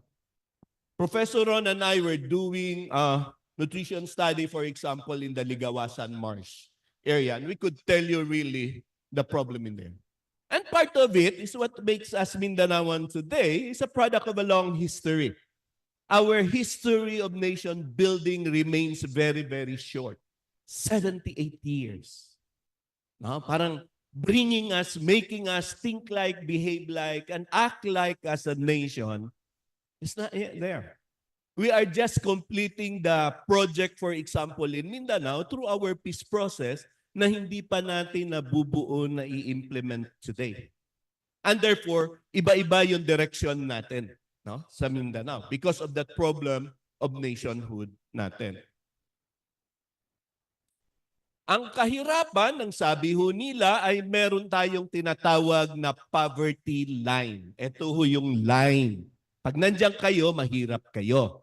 Pag nasa taas kayo, above the line or you are below the line. Ang sabi ho ng datos natin ay buong Pilipinas ay 13,000 po ang poverty line natin. 13,000. Okay. At sabi po, anong datos natin, pag tiningnan mo yung mapa sa Pilipinas, ito po ay gawa po ng Statistics Agency natin, marami kang pocket ng kahirapan base doon sa line na yon. No? Pag sinum ho natin yan, ito yung mga area mo ng Mindanao, no? The Zamboanga part, then the ARMM part, no? Pero you have a lot of pockets of poverty or kahirapan dito sa Mindanao, except on some areas where you really have an urban center. Down south, General Santos City. Up in the middle, Cotabato City, Cagayan de Oro, Zamboanga City. That's it. Yun lang yung umuunlad sa Mindanao mo, no? Tapos, pag tiningnan ho natin, yung poverty threshold ho ay 13,870 really. Let's go on some figures. No? Food threshold, para mabuhay ang family of 5, dapat meron kang 9,581 a month. No? So pag dinivide mo po yan, 65 pesos per day divided by 5, that's 21 pesos per meal per person. Pwede na ho kayong bumili ng pastil. Pastil sa umaga, pastil sa tanghali, pastil sa hapon. Kaya ang cases ho ng UTI natin sa mga nagpapastil ay mataas. But what kind of things you get out of your pastil? That's the reality of the world. This is the poverty line. No? Then you are left with 4,000. Yung 4,000 mo yan, 143 pesos a day. Yan po yung iyong para sa bahay, transportation, and other na gastusin ng pamilya. No. Kaya, despite what the statistics would tell us where we are, no, eto huyaan, yung poverty natin, gumaganda naman po. Pag tiningnan mo 2018, 21, 2023, may mga reductions na nangyayari. No? But syempre, alam naman natin, pag tinanong kayo ng income, kami po as sociologists, ang pinakamahirap i-measure na data in an informal economy is magkano ang income ng mga tao. Kasi pag may sweldo ka, di tingnan sa payroll. Diba? This is my salary. Pero yung nasa informal sector, hindi nila alam magkano talaga ang sweldo nila kasi hindi nga naman malinaw ano talaga ang sweldo nila. Diba? No? Pero assuming na, ang bilis naman ng oras. Sandali po. Ayan. Kunti na lang. Ayan po yung figures natin sa Mindanao. By region ho yan, no? Ang pinakamababa mo dyan ay tataas ang poverty mo siyempre si Region 9 because nung pinakita kanina yung Zamboanga area mo. Tapos si BARM mo. No? Tayo sa Region 12 ay 17% ang kahirapan. But does it reflect to something about the capacity of our people? And this is a big argument that I always have with many people. Show this to me, this economic data, no? And I'll show you the malnutrition data that we have. In this country, 28% of our children, 0 to 5, are stunted. And medical practitioners would tell us if you are stunted for 2 years, that becomes irreversible. Ang problema ho sa stunting, pag pinakain nyo lang ho ng pinakain yan, gaganda ang katawan. Yung utak ho niyan hindi mababago. Yun yung big problem natin, no? But if you add up that, mataas ang malnutrition natin, halos kalahati. But this is a national average, friends. Oo. No? Pag pumunta ho kayo sa Ligawasan, Mars, ay ang cute-cute na mga bata. No, akala mo grade 1 sila, grade 6 na pala. Tapos pag tiningnan mo yung mga bata, hindi ho puti. Gray yung color ng puti. That's a sign of malnutrition. No? Yan ho yung datos ng malnutrition sa buong Pilipinas. Pag mas mapula, mas marami ka, hindi ho malnutrition, stunting ho yan, pagkabansot. No? Ang bata, 0 to 5 na data ito. Sabi ng health worker sa amin, alam mo sir, kung talaga yan sir, yung data namin hindi pa ho totoo lahat yan. Bakit ma'am? May under enumeration pa yan sir. So atin pa, kung tama yung enumeration, mas mataas pa yung number ng mga bata. Hindi na namin ma-reach sir, lalayo ng mga lugar ng mga bata. But if you look at Mindanao, masyadong mapula ang Mindanao. Of stunting, and that includes us here. No? In Sarangani province, for example, mataas ang stunting natin. And Maguindanao, the entire BARM, no? Malaki ho yung data na yan. No? Pero pag tiningnan mo yung income, parang okay. Pag tiningnan mo yung, kasi yung threshold mo, 13,000 lang eh. Pag tiningnan mo yung real lives of real people, ay may problema ho tayo. Kaya, pag tiningnan natin yung Human Development Index, those who are familiar, this is a life expectancy, kasama education, kasama ang income parity ng mga tao, medyo hindi maganda pa yung kondisyon ng Mindanao na yan. No? And the biggest challenge, this is in the transition between ARM to BARM. No? Ang pinakapalaking problema for many of us researchers in Mindanao, it's really difficult to find data in Mindanao. Pag tinignan nyo ho, can read and write, 78%. Taas. Can read and write and compute, 72. Ang problema lang, can read, write, compute, and comprehend. Babagsak na ho ng 50. Paano mangyayari yung gagawin nila Doc Briones na inaaral niya when your citizenry has a really very, very low capacity? Sabi ni ma'am, bakit ho nakagraduate yung bata ng elementary? Ay, sir, sabi ni DepEd, no one is left behind. Di ba? Habang pumapasok ho yung bata, ipopromote ho namin yan, sir. Regardless of the quality of the kid, ipopromote namin. Sabi ko, bakit naman, ma'am? Di ba hindi kaya ng bata? Sir naman. Pag hindi ko promote yung bata, di estudyante ko siya next year, and the year after that, and the year after that, taon na lang kami nagre-reunion. No? But the National Education Commission really flagged this problem. And this problem is related to malnutrition. Yung bata, kaya pa the grade 1. No? The enrollment goes up grade 1, grade 2, grade 3, grade 4, it goes down. Hindi na kaya ng bata pumasok ng eskwelahan. No? Tapos, sabi kanina, middle class is basically urban. No? Si Sok Sargent, si Jensen lang yung pinaka-urban mo na dyan. Tanggalin mo si Jensen, all the rest becomes very rural. Si Davao mo, Davao City lang yan. No? Si Northern Mindanao mo, Cagayan de Oro yan. Ito yung mga uslimpako ng urbanization. Pag tinanggal mo yan, the big part of us are really very, very rural. What does it mean? The economy is very dependent on agriculture pa rin. Kaya ito yung debate, what are we going to do with agriculture? No? Because what's happening in the many of those areas are big agriculture na, monocropping na.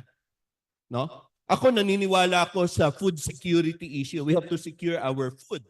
No? Pero ang direksyon ng ating agriculture ay big agriculture kasi. No?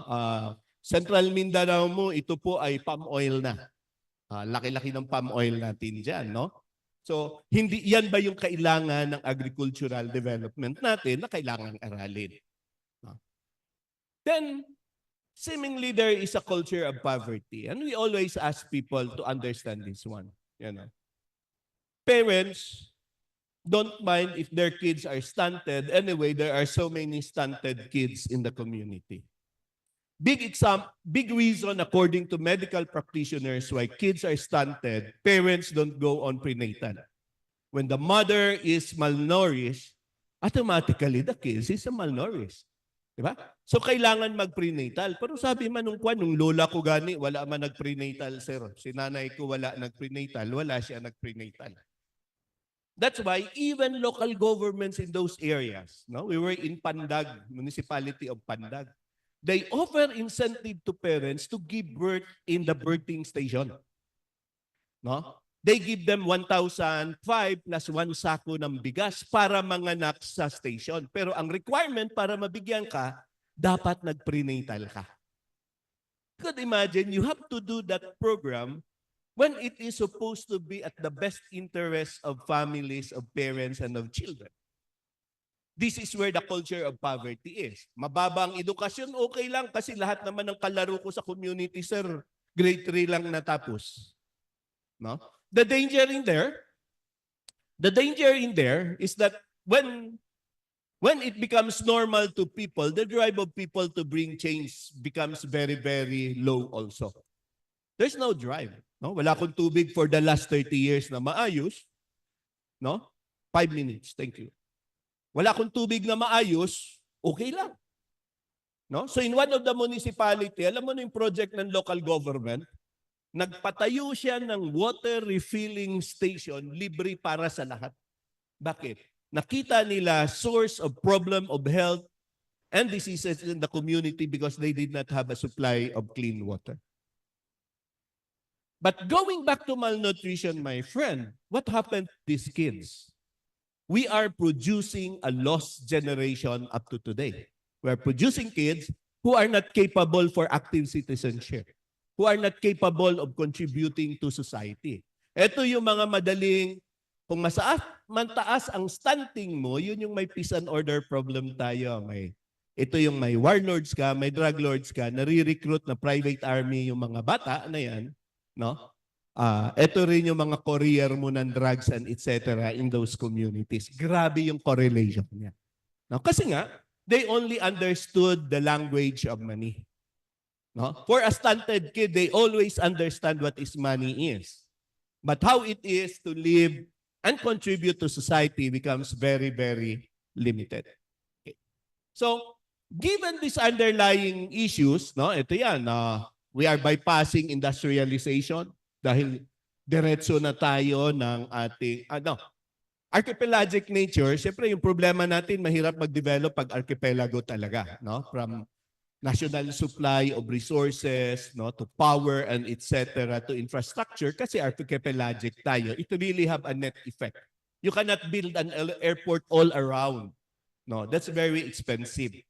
But in Mindanao, that's what's happening. We create an airport all around. No? We bypass industrialization, no? Stagnating yung manufacturing sector natin, 'di ba? Masyadong maliit 'yan, no, sa Mindanao.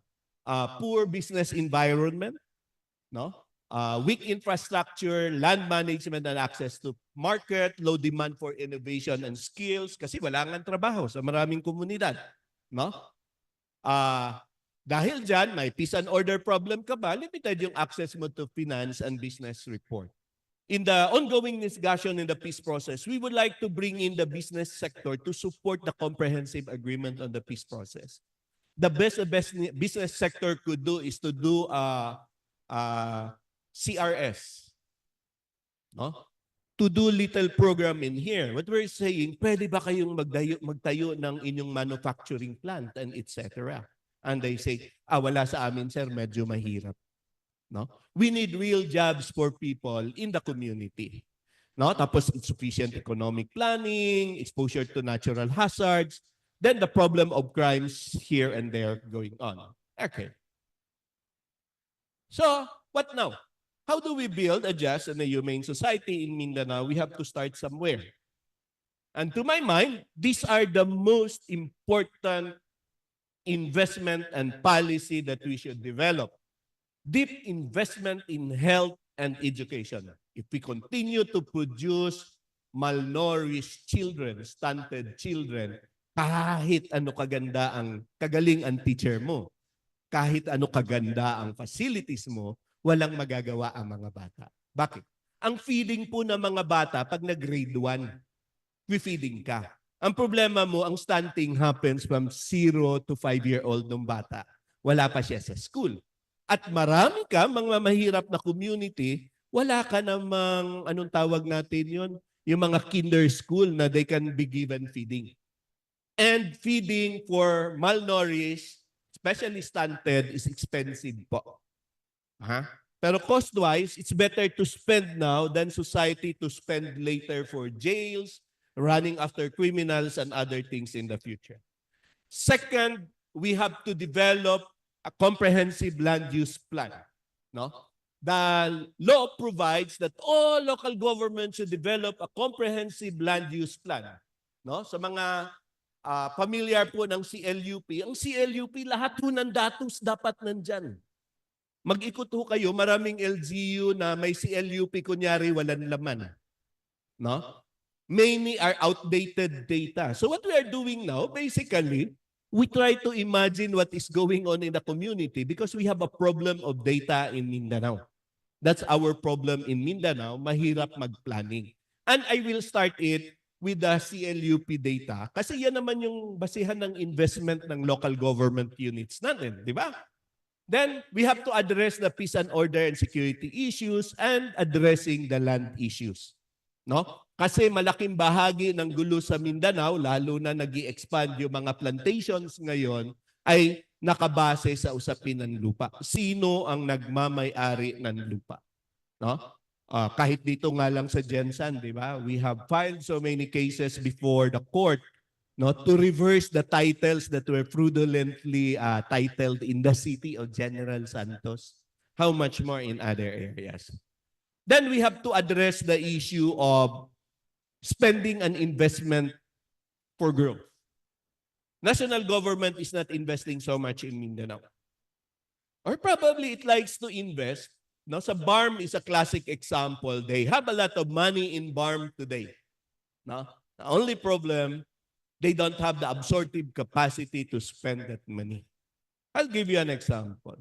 If you're a local government unit, fourth-class municipality, if I'll give you 200 million, hindi kayang i-implement ni LGU yung 200 million. Ayan. Bakit?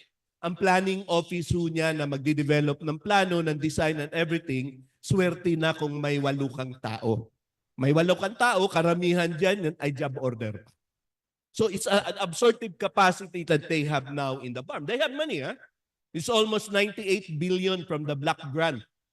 No? Malaking pera ho yan, pero mahirap na i-absorb.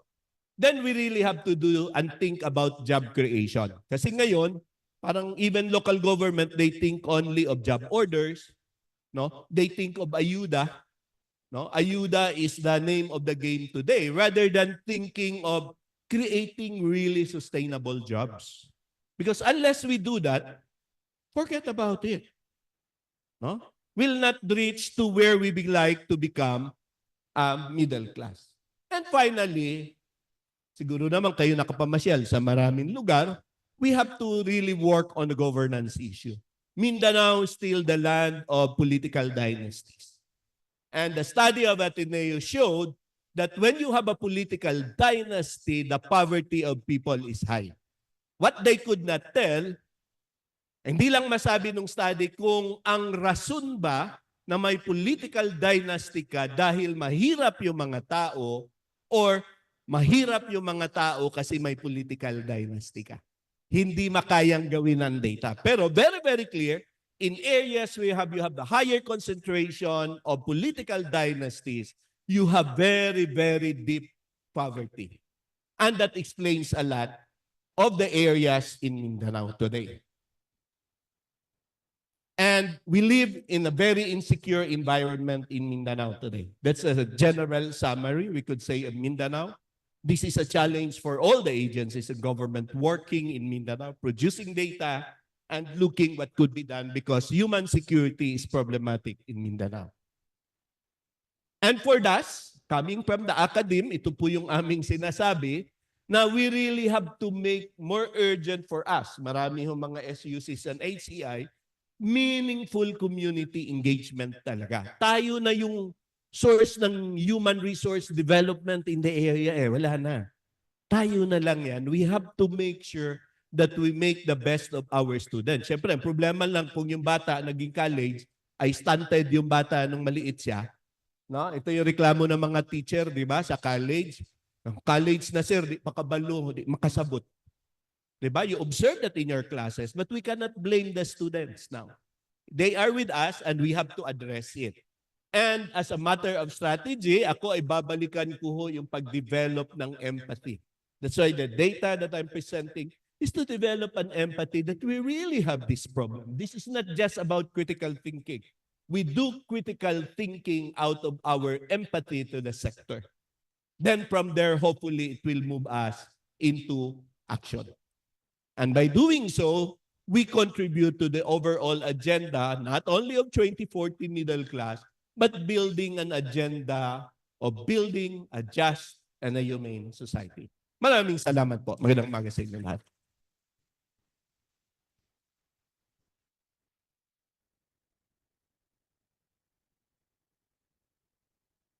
Maraming salamat po, Dr. Aguha, for presenting the many faces of Mindanao, real scenarios, real faces of Mindanao. And I hope that, sabi nga ni Sir Mayong, ang pagkakataong binigay sa atin, this opportunity of gathering and meeting in this forum will provide a platform wherein we are not only we will not be able to discuss the problem, but to identify solutions, potential solutions to the problem. And like what Dr. Mayong said, government agencies and all organizations that are working for Mindanao and in Mindanao, I hope will be able to, provide suggestions, solutions to address these problems, to make a better Mindanao and a better future for Mindanao. Maraming salamat. Can we give another round of applause for our plenary speakers, Dr. Briones and Dr. Aguha. Now we move on to the next part of our forum. This time we'll be hearing perspectives from key stakeholders, each representing different sectors of Mindanao's development. Now we will begin with government and policymaking perspective.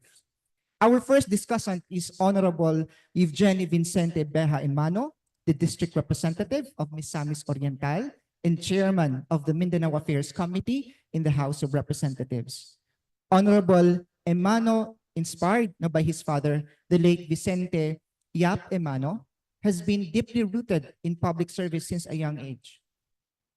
A graduate of Xavier University with a degree in agriculture, he began his political career as the youngest mayor of Tagaluan at 23, serving 3 consecutive terms.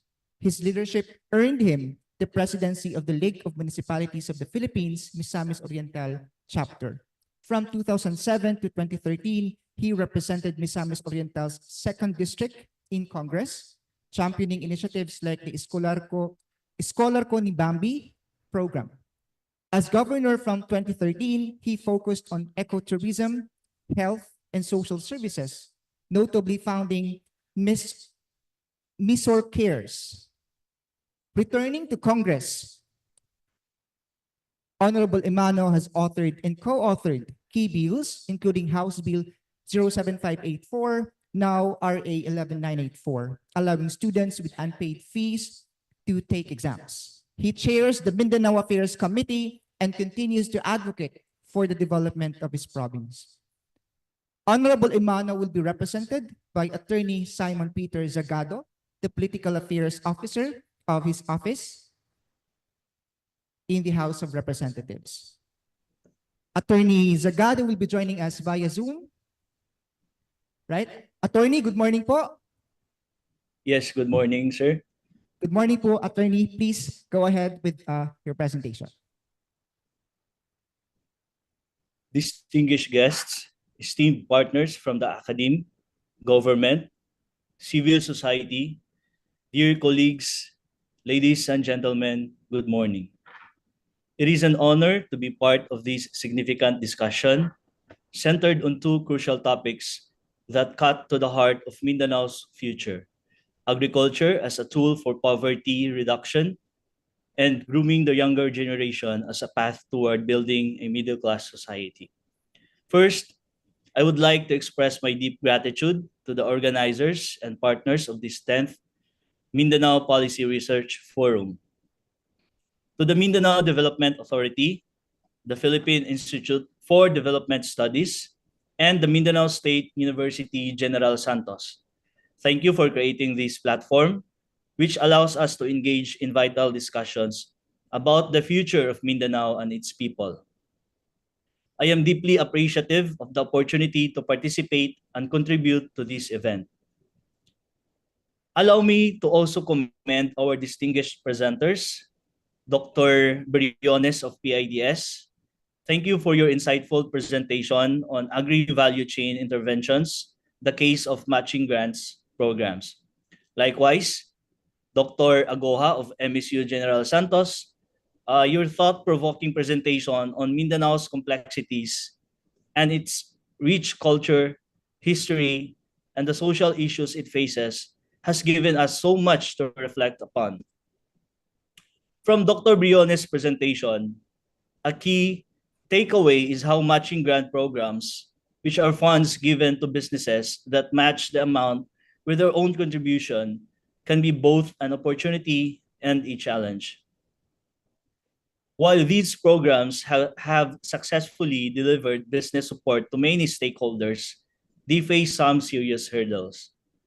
Dr. Briones pointed out several problems, including delays in planning due to the lack of qualified consultants, disruptions from the pandemic, and uneven quality in some investment proposals.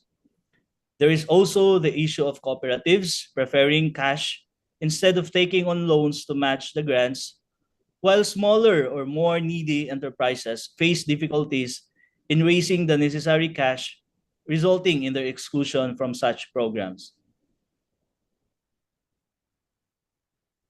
Another potential issue is that grants might be going to businesses that are already likely to succeed, leaving behind those truly in need. This means we must be careful to ensure these programs target the poorest farmers and enterprises that need the most support. As chairperson of the House Committee on Mindanao Affairs, I fully support refining these programs to be more inclusive and accessible. If we are truly to help small farmers, indigenous communities, and other vulnerable groups, we must design grant programs that take into account their financial limitations. For example, instead of requiring cash counterparts, we could explore other ways for them to contribute to these grants, making it easier for them to benefit. A successful value chain is about more than just boosting production. It is about creating a thriving ecosystem where every stakeholder, no matter how small, has a role in economic growth. Programs like matching grants must ensure that small farmers, indigenous communities, and vulnerable groups are not excluded due to their inability to meet financial requirements. Our committee will fully support legislative measures that promote more flexible and inclusive funding mechanisms for these stakeholders. Dr. Briones' insights align with the theme of this forum. After all, agriculture is one of the key sectors that can contribute to the expansion of the middle class, particularly in rural areas of Mindanao.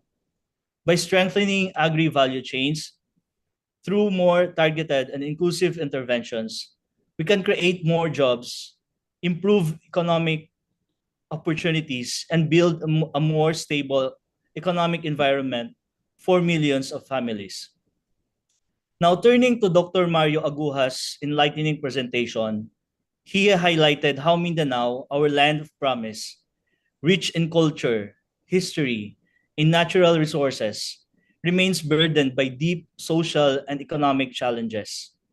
Mindanao's three major peoples, each with their own cultures and traditions, share a history of colonialism and exclusion and continue to suffer from its effects today. He brought to light the high poverty rates that persist in the Mindanao regions, with many of our municipalities showing the worst levels of child stunting and malnutrition in the country.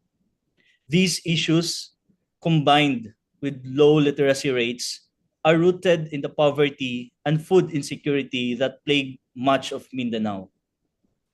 Dr. Aguja also underscored how poverty and peace are interlinked in our region, with instability often arising from a lack of economic opportunities.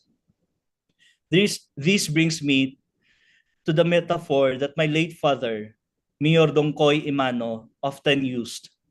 Mindanao is like a poor man sitting in a mountain of gold. This powerful image serves as a reminder of the immense potential that Mindanao holds, yet it continues to struggle under the weight of its socio-economic challenges. Our task is to ensure that Mindanao's vast resources and opportunities do not go untapped, but instead are used to uplift the lives of its people. As a policymaker, I am committed to addressing these barriers through legislative efforts. Some of the key measures I have championed includes House Bill number 07584, now Republic Act 11984, ensures that elementary and secondary learners with unpaid fees are allowed to take examinations on justifiable grounds. I also have authored House Bill number 10751, which mandates the development of regulations for generative artificial intelligence, or Gen AI, to maximize its positive impact on Philippine education. House Bill number 08078, which provides for a 30-year national infrastructure program, laying the foundation for long-term development. House Bill 06527, now RA 11966, fostering the growth of public-private partnerships for infrastructure and development projects. Through these legislative efforts, we are building a stronger, more inclusive future where all Filipinos, especially Mindanaoans, have tools and opportunities to improve their quality of life and contribute meaningfully to our nation's progress. In conclusion, as our experts have shared their perspectives, I firmly believe that Mindanao's future is intertwined with revitalizing agriculture through inclusive value chains and addressing the socio-economic issues highlighted by Dr. Aguja, such as poverty, malnutrition, and food insecurity. These are the keys to unlocking Mindanao's mountain of gold and turning it into real opportunities for our people. As policymakers, researchers, and stakeholders, it is our duty to ensure that our laws, policies, and programs are grounded in the real needs of Mindanao. Together, we can pave the way for a more inclusive, prosperous, and middle-class Mindanao, one that fully realizes its potential in a rapidly changing world. Thank you and daghang salamat.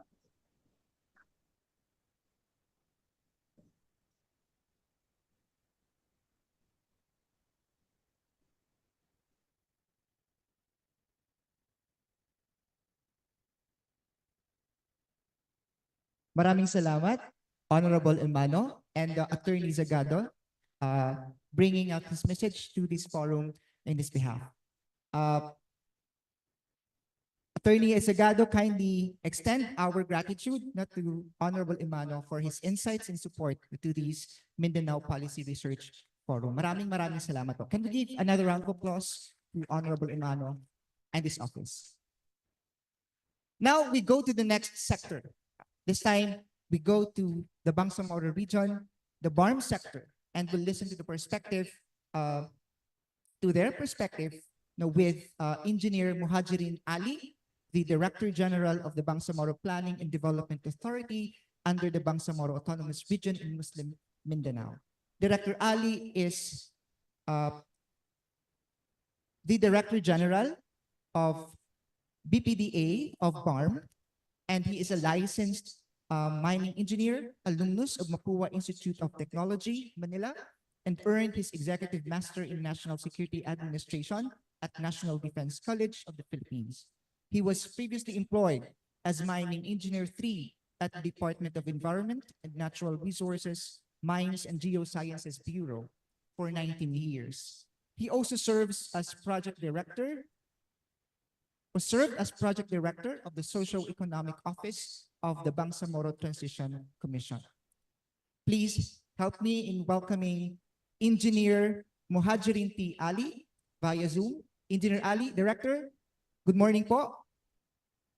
Good morning po. Magandang umaga.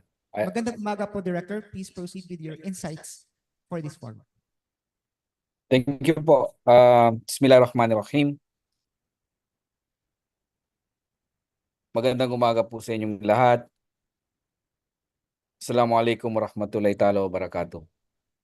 My sincerest courtesies po sa lahat ng dumalo sa event na ito, lalong-lalo na po kay Secretary Leo Magno po ng MINDA, colleagues and esteemed guests.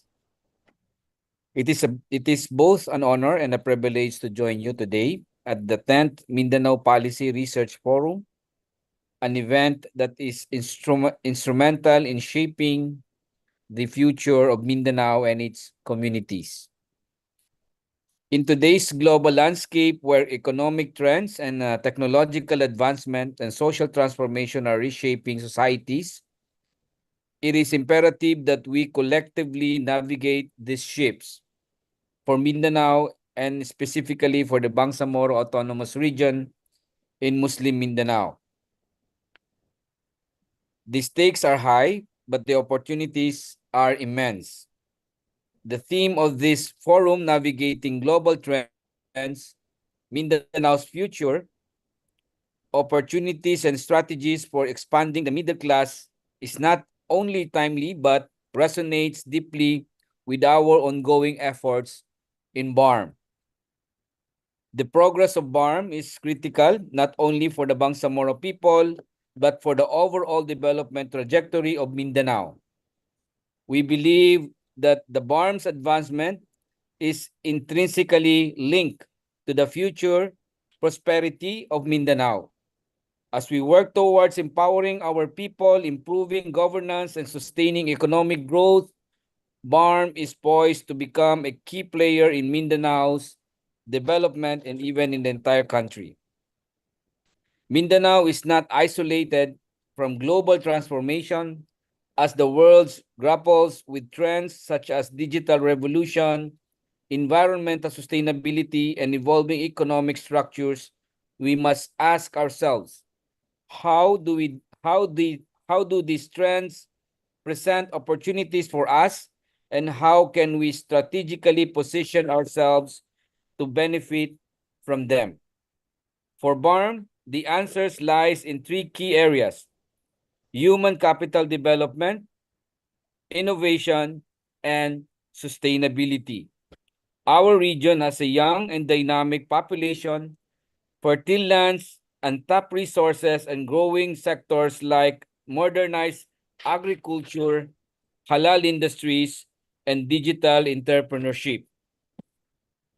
As we harness these opportunities, we are laying the foundation for a resilient middle class, which in turn will contribute significantly to Mindanao's economic expansion.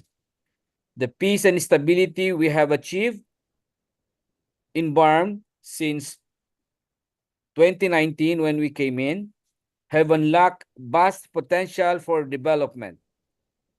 Over the last few years, BARM has emerged as a key player in fostering economic growth in Mindanao. The region's growth rate in 2021, 7.5%, the second fastest in the nation, demonstrate that we are on the right path.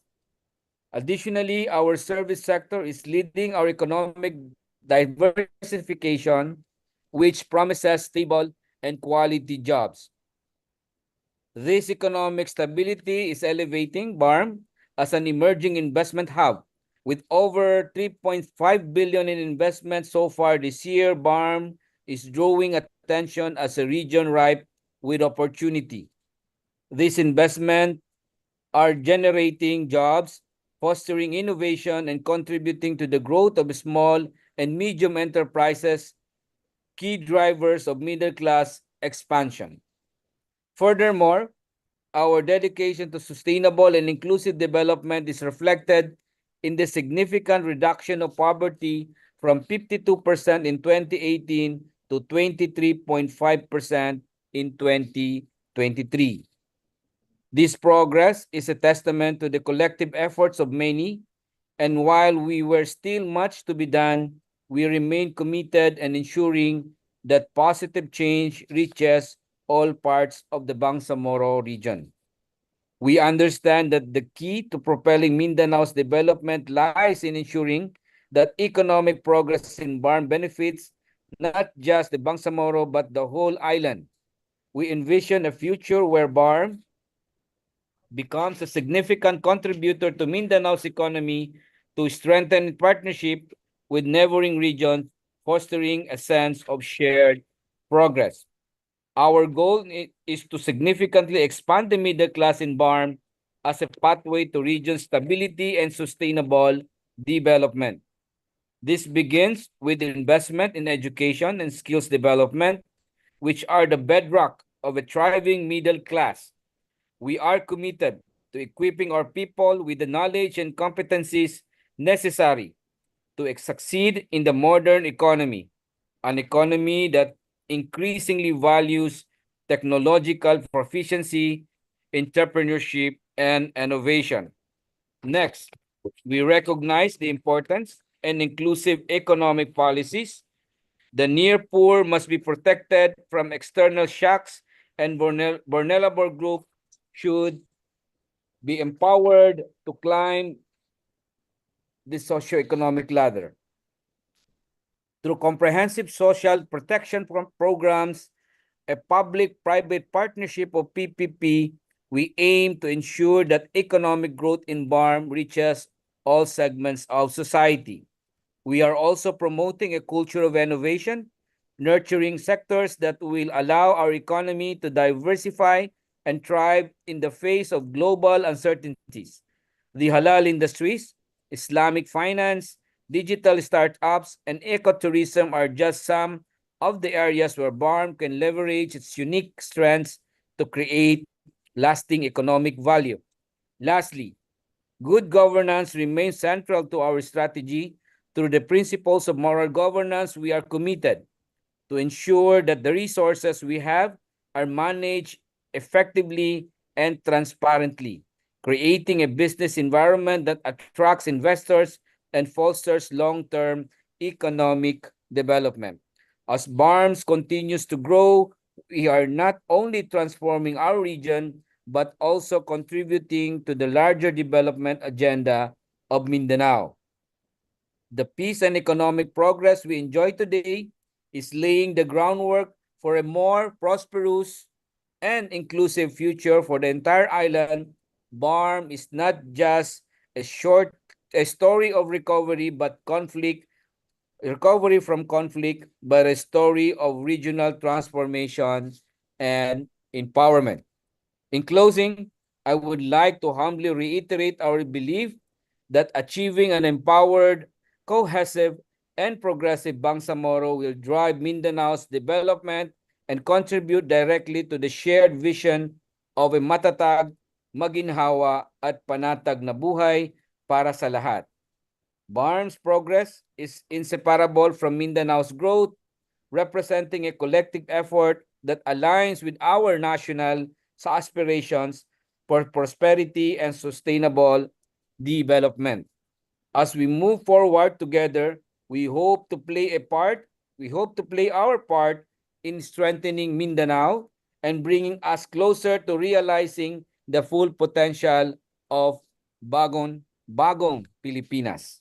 Thank you and congratulations once again to Minda for organizing this very important forum. I look forward to our continued dialogue on how BARM can contribute to Mindanao's bright future.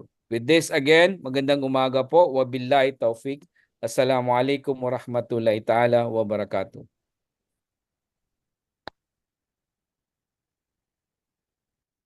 Maraming salamat po, Director Ali. I think it's a strong message, no, coming from the BARM government. So I say strong because I think the message contains this intent, the deep and sincere intention of the BARM government to address and improve the lives and socioeconomic conditions of their people. And like what Director Ali said, no, the success of BARM is actually a shared success, not only of Mindanao, but of the whole country, the country, Philippines. So maraming salamat po, Director Ali, for sharing your insights and thoughts, no, the conditions as well of the Bangsamoro region in Muslim Mindanao. This time we go to the last discussant for this forum. We will hear from a representative of the academe and civil society. Our speaker has dedicated his life to education through the Marist Brothers, serving as a classroom teacher, high school principal, and school president. He holds a doctoral degree in educational administration from the University of the Philippines. He served as provincial superior for the Marist Brothers Philippine and East Asia provinces. His contributions to education and service to the poor have earned him several prestigious awards, including the 10 Outstanding Young Men of the Philippines in 1991. Currently, our discussant is the president of Notre Dame of the Jangas University and holds leadership roles in various educational and charitable organizations. Ladies and gentlemen, please help me welcome Brother Manuel Dillon, the president of Notre Dame of the Jangas University. Let's give him a round of applause, please.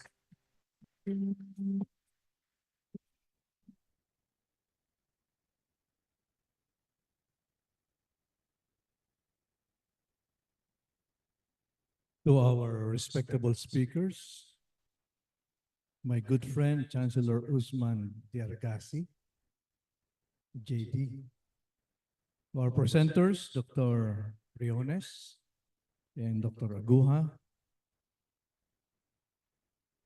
our discussants, organizers of the research forum, participants, guests, friends. I would like to recognize if Attorney Josimar Albano is here. He promised to come. Nandito ba, the attorney? Who was responsible for putting me here? Ladies and gentlemen who are here in person and connected online, a pleasant morning to everyone. Here in Jensan, we say, magandang Jensan. The answer is supposed to be home of the champions. I think the city has to pay royalty to the Holy Trinity College for using this slogan. Home of the champions, giving recognition to our world boxing champion, former Senator Manny Pacquiao, and all the other champions that gave honors to our beloved General Santos City. But I would like to believe that we need champions, not only in these fields of sports, musical, literary, and socio-cultural competitions, beauty pageants, but we need champions who will champion causes such as protecting the environment, good citizenship, good governance, sustainable development, quality and relevant education, livelihood program, job creation, and expansion of the economy. All these with the intention to expand the middle class in our society. Coming from the academe, we have three pillars in higher educational institutions. These are instruction, research, and community service. We believe in the power of the classroom, where most of the teaching and learning encounter take place. In research, we generate and advance the frontier of human knowledge. And in having community service, we become involved in the realities of our people and hoping to make a difference in their lives. The value of pagdama and active citizenship can be enhanced by our engagement in the community. Today, we're having the 10th Mindanao Policy Research Forum with the theme Navigating Global Trends, Mindanao Future, Opportunities and Strategies for Expanding Middle Class. We heard Dr. Yolano Briones and Dr. Mayong Aguha deliver their papers on the topic. And these are some of my reactions to their presentations. Dr. Robles tackled the topic of matching grants as a strategy for enterprise development. He talked about the theoretical basis for matching grants in enterprise development, the experiences and their evidences and evaluation on the successes and lessons learned. Dr. Mayong Aguha, on the other hand, talked about the urgent task to arrest poverty and malnutrition, create jobs, develop infrastructures that will support agriculture and industry, and strengthen good governance. He coined the words culture of poverty and poverty of culture, which I believe is very poetic and at the same time prophetic. Every time I'm asked what is my profession, my answer is always, I am an educator. Although sometimes I feel more comfortable being called a teacher. Jesus Christ was first a teacher before he was a savior. In fact, Director Joel Resimilia, here, was my student in high school. And I think the tree can be judged by its fruits. So, Joey, thank you. I am proud of you. For me, Joey Resimilia is director in the MINDA. For me, education is not about acquisition of knowledge and skills and more budgets. It is about gaining wisdom. Wisdom means to see the world through the eyes of a child. The earth, the world, the universe rightfully belong to the children. We want to see a better world for them, better than what we found. Looking for strategies and opportunities through research studies in order to improve the lives of the children and the future children or the next generations to come become a gargantuan task for our grown-ups, for us grown-ups who have the capacity to make a significant changes today. That's why the Mindanao State University, in partnership with Mindanao Development Authority and the Philippine Institute for Development Studies, should be congratulated for this initiative to gather us in order to reflect on how we can address the issue of poverty and hopefully contribute to the realization of expanding the middle class sector of Philippine society. We don't simply expand the middle class by lowering the poverty threshold, as Dr. Aguha commented earlier. Father Bienvenido Nebres, former president of Ateneo de Manila University, once said, in order to improve the lives of the poor, we need to provide them good education, adequate health care, and teach them financial literacy and access to credit. In the educational sector, we have a lot of issues confronting Philippine education. Low performance level based on the PISA or the Program for International Student Assessment, congestion in the classroom, and congested curriculum, mismatch of graduates and labor market, low quality of teachers, demoralized personnel due to financial burden. I was told by an undersecretary of DepEd that the exposure of the government of DepEd employees, teachers, and personnel, non-teaching personnel, is now at around 400 billion in loans, only from the legitimate lending institutions. And if you are burdened financially, how can you be inspired to teach? Teachers given other responsibilities other than teaching. High dropout rates, brain stunting, etc. In terms of health issues, it is very expensive to get sick. PhilHealth is riddled with allegation of corruption. The SMO industry is experiencing some challenges, with some of them declaring bankruptcy or being subjected to receivership. The universal healthcare program has not taken off and its effect not yet felt by the majority of the Filipinos. Having a sick member is a big drain to the finances of the family. The third, the Philippines has the lowest saving rate as a country. A lot of Filipinos are victims of usurious practices. Online lending platforms are inaccessible. It is just a click away. Once hooked in the debt trap, it becomes a real problem on how to get out of the quagmire. Access to credit to start business is very difficult. Too many requirements to borrow from banks and other lending institutions. The propensity to satisfy wants and have instant gratification is a big temptation. Dr. Briones has an alternative solution, matching grants. But the mechanics of which I may not be too familiar. All I know, the best source of funds is from your own pocket. That's why there is a need for a counterpart to be matched, and that can only happen if there is a savings. 24 years ago, the Marx brothers put up a foundation in response to the Great Jubilee Year. It promotes going back to basics.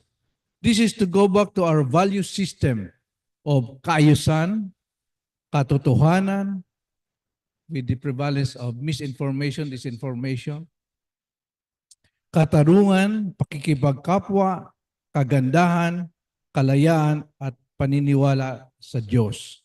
In short, ibalik ang dangal ng bawat tao or mabuhay ng marangal. The foundation has more than 12,000 members and they contribute and to be a member, to be a card-bearing member. Once a member, when they get sick, they are given hospitalization assistance. The foundation has also come up with a savings and investment program. Savings is important for the rainy days.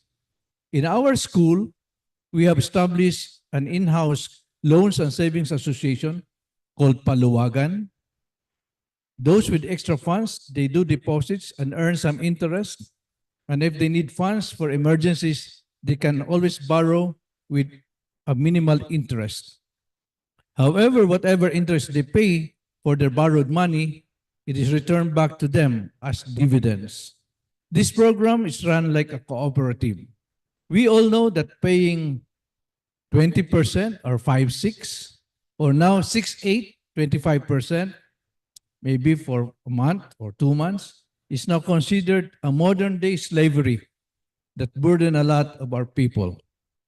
In Cebu, we have members who are engaged in a Grameen type of savings and loan program.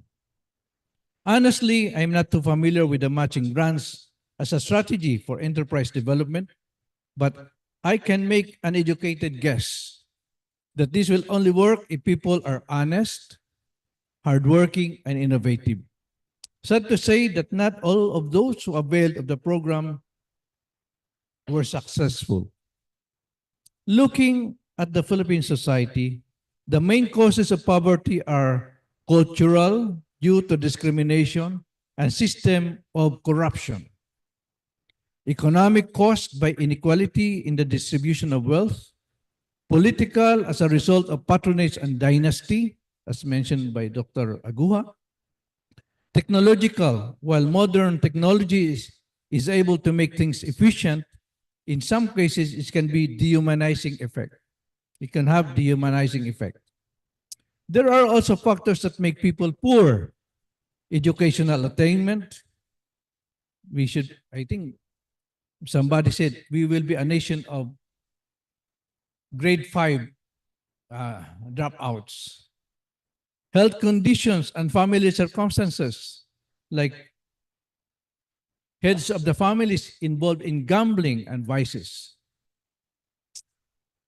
They all contribute to our poverty.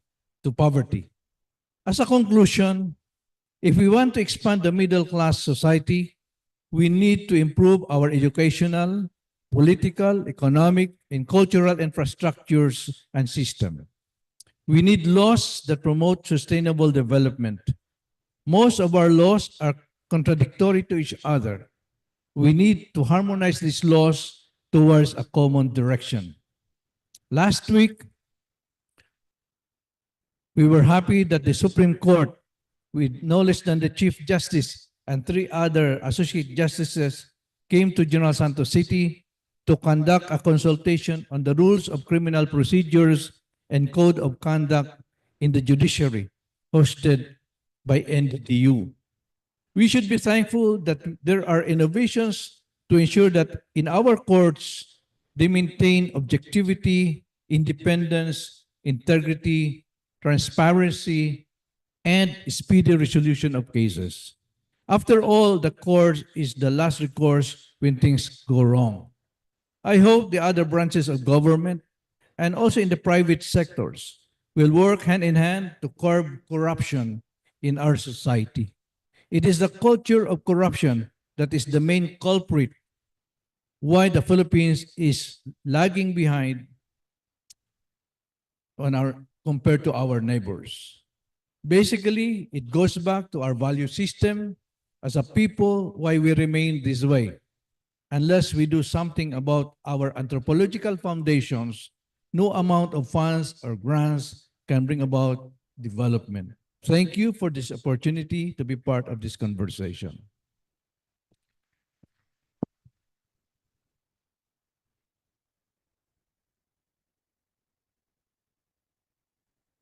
Thank you, Brother De Leon. Maraming salamat po for the insights. And there you have it. We have already the 3 discussants for this morning's event.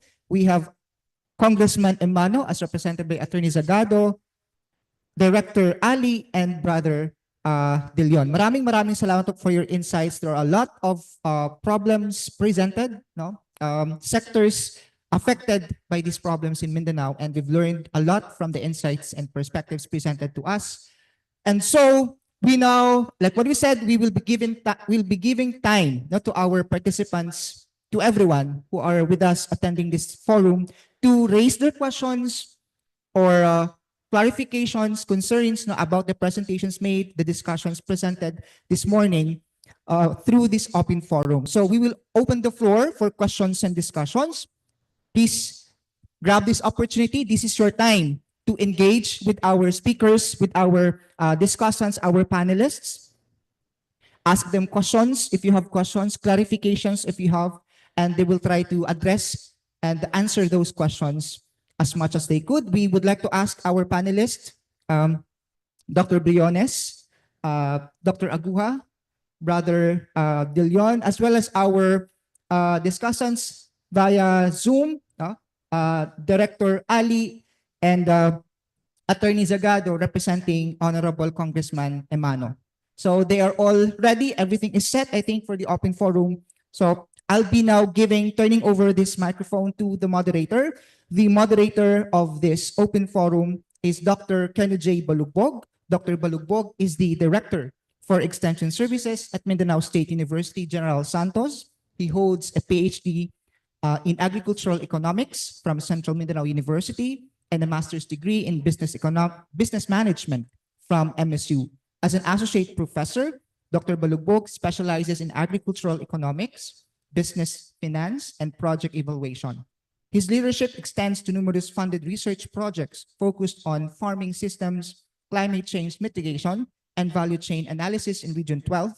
He has also published extensively in local and international journals and actively participates in various academic and professional conferences. Let's welcome the moderator for this open forum, Dr. Kenny J. Balugbog. Sir?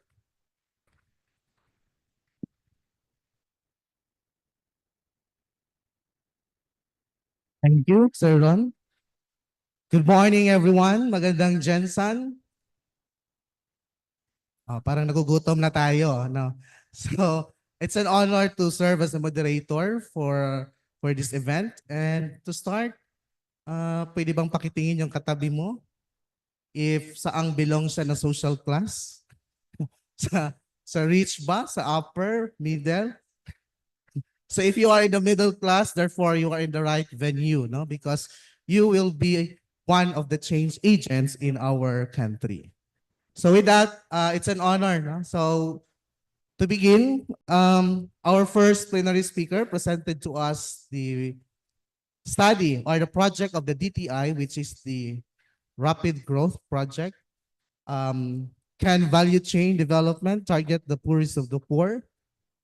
The matching grant scheme of the Rapid Growth Project. So Dr. Briones highlighted the importance of this project to improve the quality of life of our small farmers in the country, because they are the marginalized people, both the fisher folks and the farmers.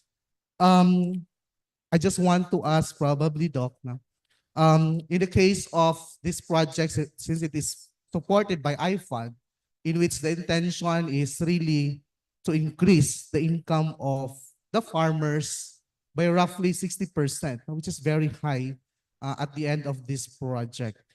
Now, is it really attainable given that this is really a baseline survey conducted and the impact probably could be determined 3 to 5 years of its implementation? Dr. Briones?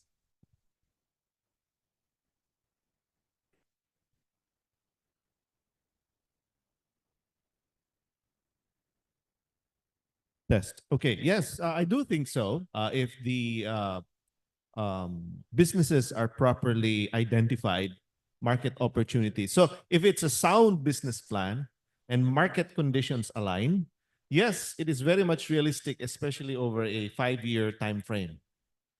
Now, of course, if market conditions don't align or we suffer another.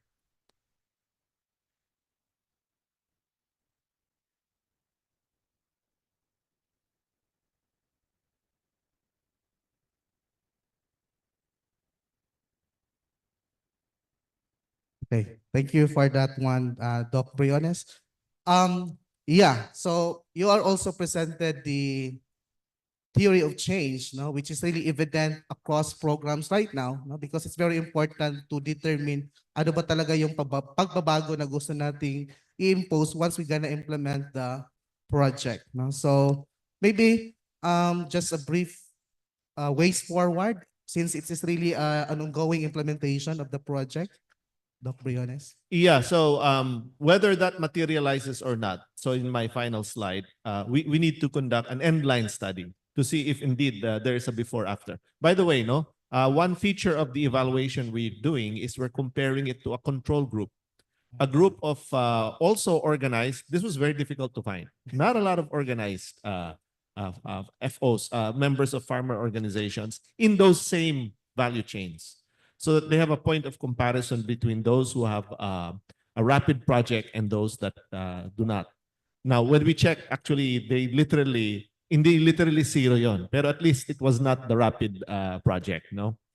But they might be receiving some other form of assistance, such as facilities. So again, remains to be seen, but I think we can already alert that these are some initial preliminary impressions we're getting, but yeah, subject to confirmation. Yeah, that's great.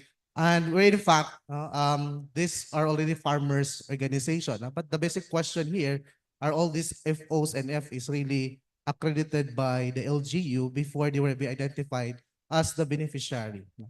So nevertheless, thank you for that, Dr. Briones. You have the chance to ask questions. Yeah, so please state your name and the agency, and please direct your question.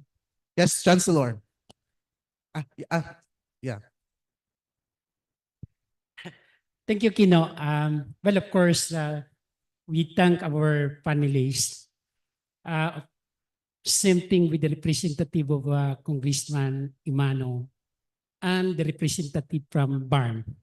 But before shooting my question, just allow me to briefly, kasi kanina narinig ko yung joke na we have to recognize na ang Pilipinas daw ay kasama na sa NATO, sa North Atlantic Treaty Organization. Pero iba yung meaning nila doon. No action, talk only. Kaya yun daw yung doon. Anyway, my point is that how would you give an explanation as to the impact of the ongoing 6.35 trillion as a national budget that is now being discussed in the Congress? Kasi dito natin tingnan, dito natin makikita kung ano yung magiging impact niya doon sa diniscuss ni Dr. Aguha at saka yung na-discuss mo, Dr. Briones. How would you relate your theory with the theory of the social businesses adapted in Bangladesh by Professor Muhammad Yunus? Kasi I am seeing a lot of similarities wherein the private sectors meet very, very strong in addressing social problems, at the same time building an enterprises or private business, as you are trying to explain. Again, in the case of the barn, kailangan natin tingnan kasi makikita mo yung area, ang daming mga bahay na magagarap, but in truth and in fact, people are not that rich.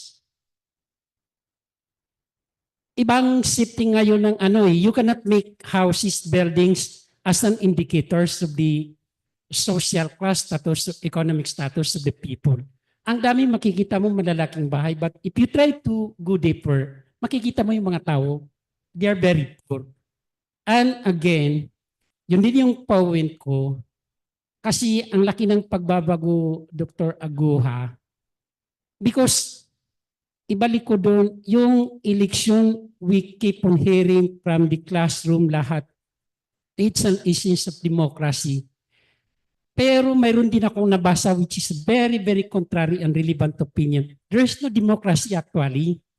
Kasi when this society, when a particular group is controlled by money, every time we have an election, there's no democracy. It's money that is deciding the fate of our election. So try to come up with a clear idea relating all this you are trying to explain to us. Kasi nagiba na ngayon yung appreciation, understanding natin sa lahat. So I submit lahat kayo, you can comment the way how I presented my observation. Thank you.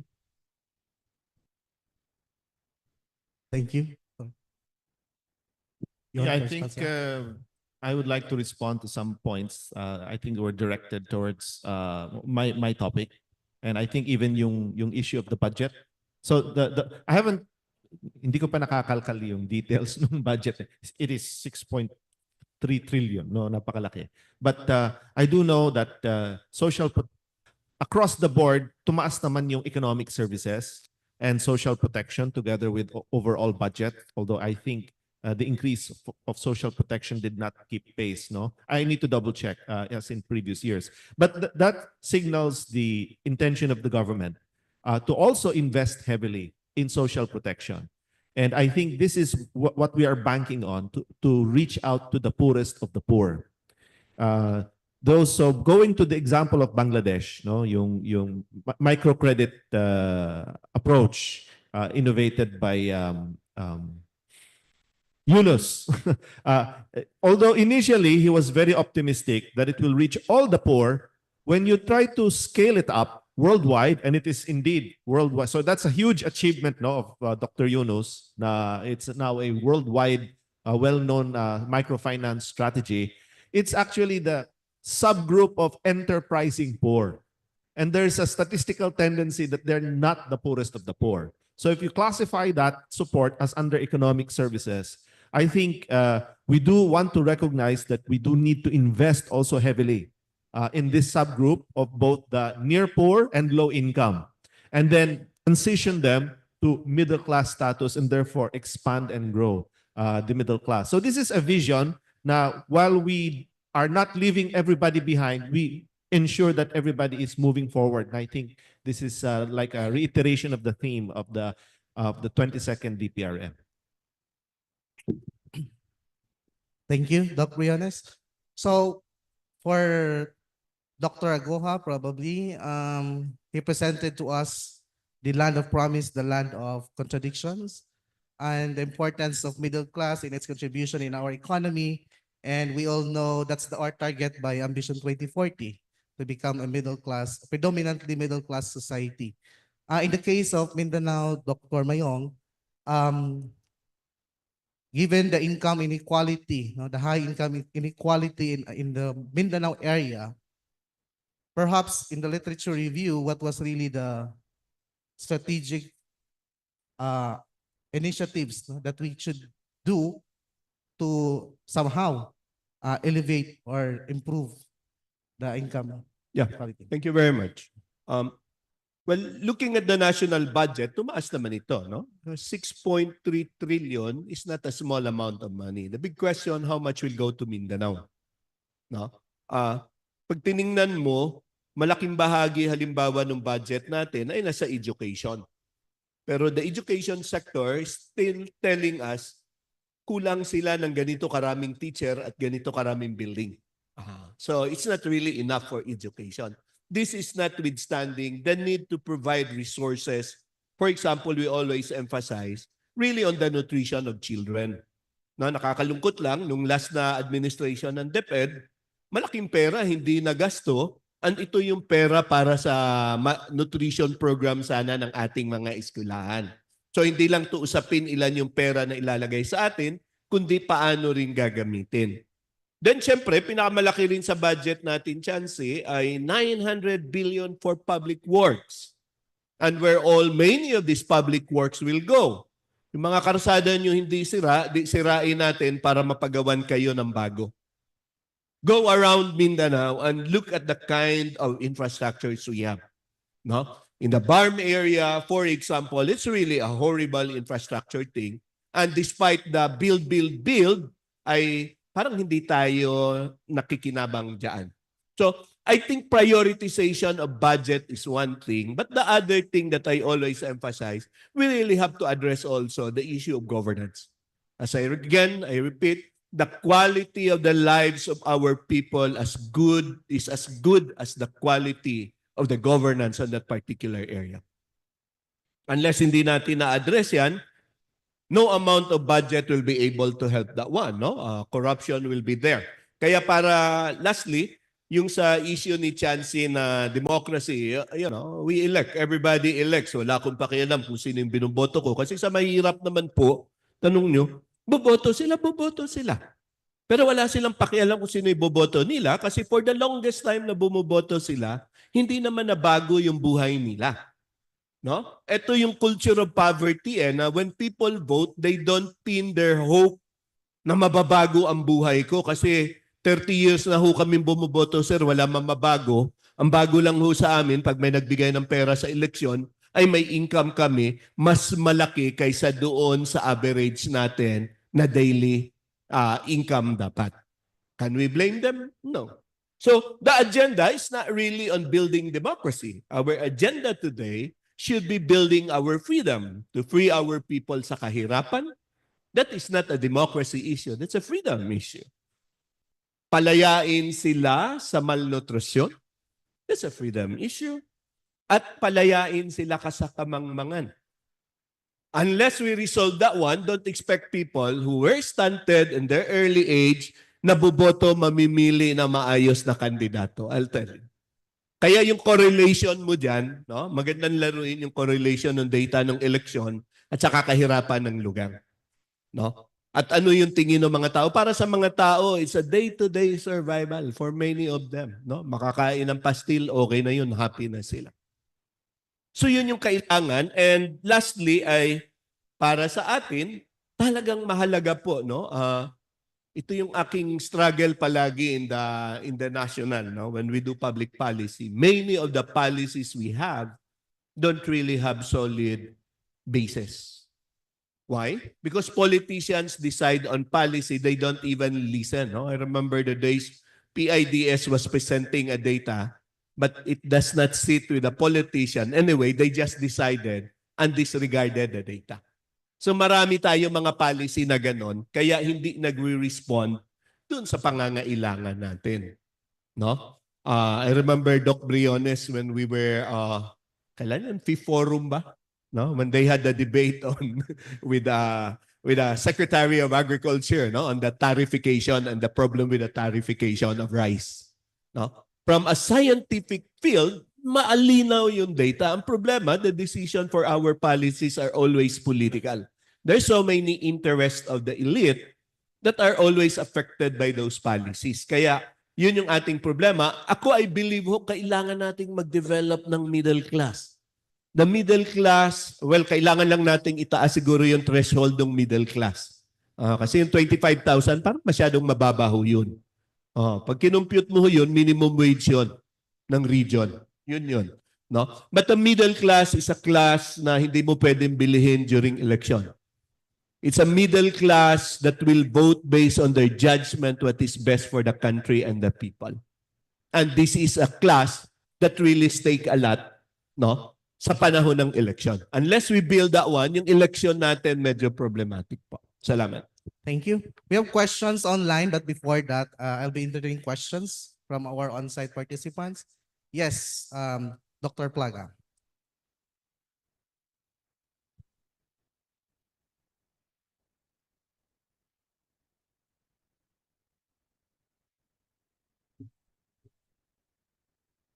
Yeah, good morning, everyone. I am Esther Plaga, the coordinator of the Philippine Studies program in our graduate school. I'd like to throw my question to Engineer Ali, wherein he shared with us about the 2.5, where is my notes here?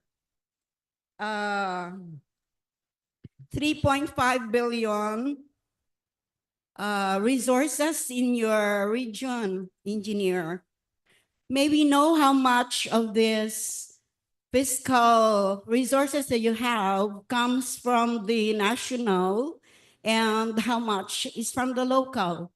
That's my first question. And my second question is, engineer, it's all about the items you've shared on the priorities of the region, which includes good governance, ecotourism, income resources, etc. May we know which of these items that you've shared are your priorities? Particularly, you've mentioned about the peace and economic recovery of conflict vis-a-vis your priorities. So how is the region navigating the priorities? Thank you. Thank you po. Yes. So dalawa po yung question, ma'am, no? Hello? Yes, dalawa po. Yes, so una, related to the investment for the BARM and vis-a-vis yung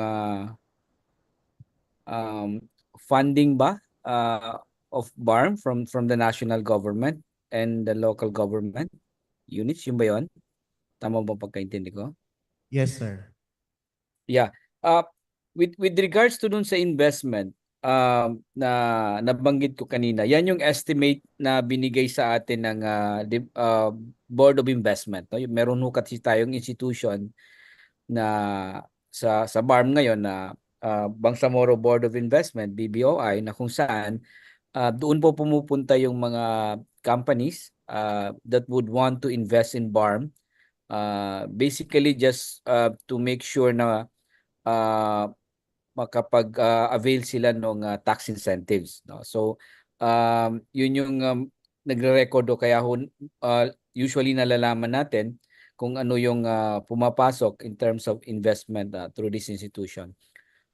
Pangalawa, doon sa tanong naman po regarding the funding, no, for the BARM, annually meron kasi tayong galing sa national government na tinatawag nating black grant na kino-compute po yan based on formula na nakalatag po sa organic law, no? It's 5% of the total collection po nung taxes and the collection ng customs.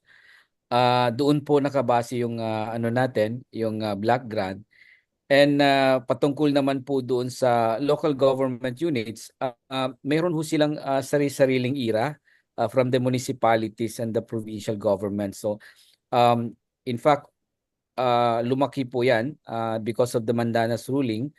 Kaya doon po sa mga munisipyo natin at provincial governments na functioning well ay malaki po yung nagiging impact po nung implementation ng programs and projects ni BARM dahil yung mismong LGU ay nagko-cooperate at sila mismo meron din po silang in-extend na implementation ng sarili nilang programs, no, with the respective areas. So yun ho yung nangyayari sa amin sa BARM sa ngayon. Patungkol naman po sa priorities. Yeah, initially kung titignan mo yung ginawa namin, no, since we came in 2019, isa ho sa binigyan namin ng pansin talaga ay yung tatlong sektor. Ang pang-apat po diyan ay strategic infrastructure, no, which is also related to the three sectors, yung social services, education, and health.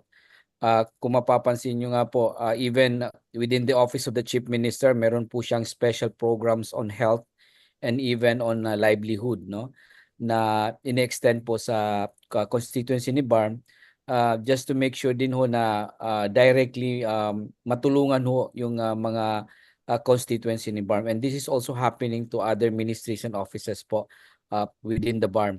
So ito yung tinatawag naming quick gain, quick impact programs and projects na ginawa po namin since 2019 when we came in, and 2020 when we start to avail the black grant, no, dahil 2020 po nagsimula yung black grant namin nung tumama po rin yung pandemic po sa atin nationwide. So yun po yung meron kami sa BARM sa ngayon. I hope I was able to answer the question of a while ago. Thank you po. Thank you, Director Ali. From our Zoom questions, online participants, for Dr. Aguha, given your background in peace building, how does sustained peace and stability in Mindanao influence its potential to achieve a predominantly middle-class society? What more can be done to integrate peace efforts with economic development strategies with the current stunting alarming situation? Maraming salamat po.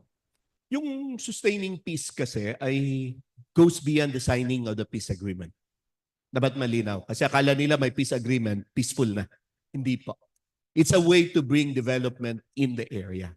What now? We have signed the peace agreement, no? And we have to sustain the peace in the area so that development projects can go into the area, private sector investments can go into these areas, and we start building the lives of people there. No? Kaya napaka-critical yung pagsusustain ng peace sa area. No? I think we in General Santos City was a witness, no, when we were doing the Boomtown project in the 90s. Suddenly, naging bomb town tayo. It took almost 8 years for the economy of the city to recover. So in those areas, not until there is a public confidence and a private sector confidence regarding peace and stability situation in the area, investments will not be coming into those areas. They will lost a lot of opportunities. Sana, ang tingin namin, magtuloy-tuloy ito. No? Do yung isang namomonitor namin na malaking issue na nangyayari, no? Nandiyan si Sir Ali, dumadami yung RIDO. No? This is a feud, family feud, at ang pinag-uugatan ng RIDO in the past 3-4 years are all related sa lupa. Kasi pag nagiging peaceful na ho yung lugar, nagiging important asset yung lupa. Pag may gera, wala akong pakialam sa lupa. Yun yung una. But there is a tremendous, for us, in the area in Mindanao, there's a tremendous development going on thanks to the peace process and to the parties. Why? Dati hindi ka na makabiyahe papuntang Cotabato pag alas 4 na ng hapon. Ngayon kahit anong oras pwede ka magbiyahe. Pangalawa, matraffic ng magbiyahe ng mga area na yan. No? From Jensan, go to Cotabato. Kasi marami ng small businesses along the way. Dati, awaaw man ang lugar, di ba? Oo, pagdating ng 5 o'clock, wala na yung lugar na yan, tahimik na yan lahat. No? So yung area na yan, even going to the area, for example, of Cotabato up to Marawi. No? May coffee shop ka pang madaanan dyan sa Marawi area, alas 8 ng gabi. These are new things. No? So yun yung nakikita natin na may trend ba, ano ba daw ang proof na gumaganda na yung peace and order dyan? Sabi namin yung traffic, kasi nag-i-increase yung traffic lalo na sa gabi. Anytime ho kami bumiyahe ng area na yan, okay na po. No? Tapos, you can really see businesses sa tabi ng karsada. No? Dati nakikita mo po sa tabi ng karsada ay mga buckwheat. Ito yung mga IDPs natin. So sana magtuloy-tuloy ito para mas lalong pumasok yung confidence ng yung investment ng private sector and even government. Kasi yung mga tao, mag-i-engage na sila kasi you're taking them out of a very militarized condition. No? So yun po yung hamon. Pero kaya napakahalaga din yung hamon ng darating na halalan dyan sa BARM. No? How it will sustain the peace initiatives that is going on under the current government of the day. Salamat po. Thank you, Doc Mayong. And I'd like to ask the insights of Attorney Simon. Is he around? Yes, sir. With regards to the efforts made by Congressman Bambi Imano for Mindanao, actually, in every agency that he was into, he used to wear 3 hats always. First, as a representative for the second district of Misamis Oriental. Second, as a chair or vice chair for education. And then third is for Mindanao, as chair for Mindanao. So for Mindanao, Kong Bambi has advocated for a lot of measures. And one of the, one of the priority measures pushed by Kong Bambi Imano is the expansion of the Laguindingan International Airport. And this is such a big deal for Mindanao because currently we only have Davao as an international airport. But with the expansion of Laguindingan Airport into an international airport, this will pave economic or spur the economic growth in the region, especially since Cagayan de Oro is in a strategic location. It is more convenient and more near to Butuan, to Caraga, to Zamboanga regions. And also, Kong Bambi Imano has been championing for the partnership with our neighboring countries or the BIMP-IAGA region. So with all these efforts made by Kong Bambi Imano, it is of his vision that it will enhance the economic growth of Mindanao. It will bring more jobs also to Mindanaoans, and most especially, all this economic growth will eventually lead to peace building in Mindanao. Thank you, Attorney Simon. May we hear questions from the floor? Yes, moderator, please. Ay, Ayan. sige. State your name and your agency. I'm Noviaren P. Barreto. I'm a sociologist and a development studies scholar. It has always been a frustration in me as a development studies student that we are actually locked in with the interplay of the structures around us and the structures that we are part of and we develop. So it's a matter of, are we part with regards to stunting? So we have been doing development works. We all know informations. We all know the problems, the nitty-gritty problems of the community up to the structural problem. But we actually fail or still failing to see the glaring problem that there should be simultaneous efforts, not just pockets of development initiatives.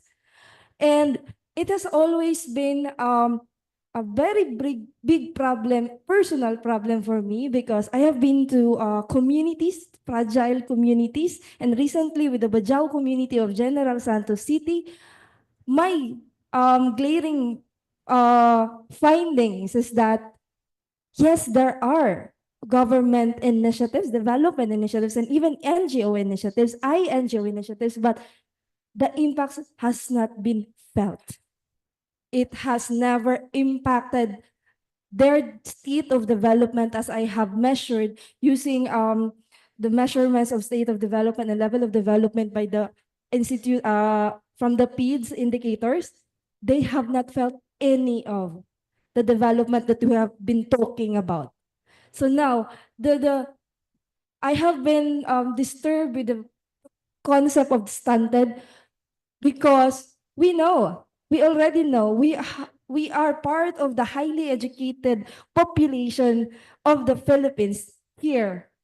But are we failing to see, or we choose not to see what should have been done? Or are we part of the stunted, despite the high education, stunted population that cannot and won't do anything about the structural problem?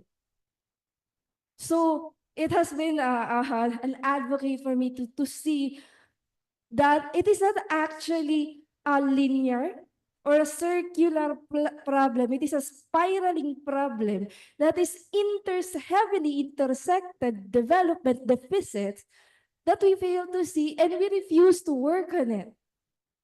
Apparently, we refuse to because it's too big for us. Now, given with this data, this knowledge that we are equipped with, what stops us? Development studies and policymakers, development policymakers, what's stopping us, or are we part of the stunted generation? Thank you. Thank you. Any comments? Quick comment in fairness to the current government. It's the first time in the Philippine Development Plan that we recognize the problem of stunting. First time ho yan. Dati kasi poverty lahat yan yung data natin, no? And we found out that there is a deeper problem to that. In fact, it's for the first time last year that the government took a loan from the World Bank to finance program to arrest stunting. Pero talagang stunting is just a reflection of a deeper problem kasi. And it's where all governments should be seeing this one. And hopefully, sabi nga dun sa community, there should be a whole of government approach and whole of a nation approach to combat stunting, because stunting is a problem pag hindi natin na-solve ngayon, will go on. No? Ito yung tawag namin po na lost generation. You have a new generation, young kids, no? They will become 30 years old pero they came from stunting, limited yung contribution sa society. And I think even in the BARM, no? If I'm not mistaken, in the nutrition plan, talagang malaki yung premium na i-address tong issue na to.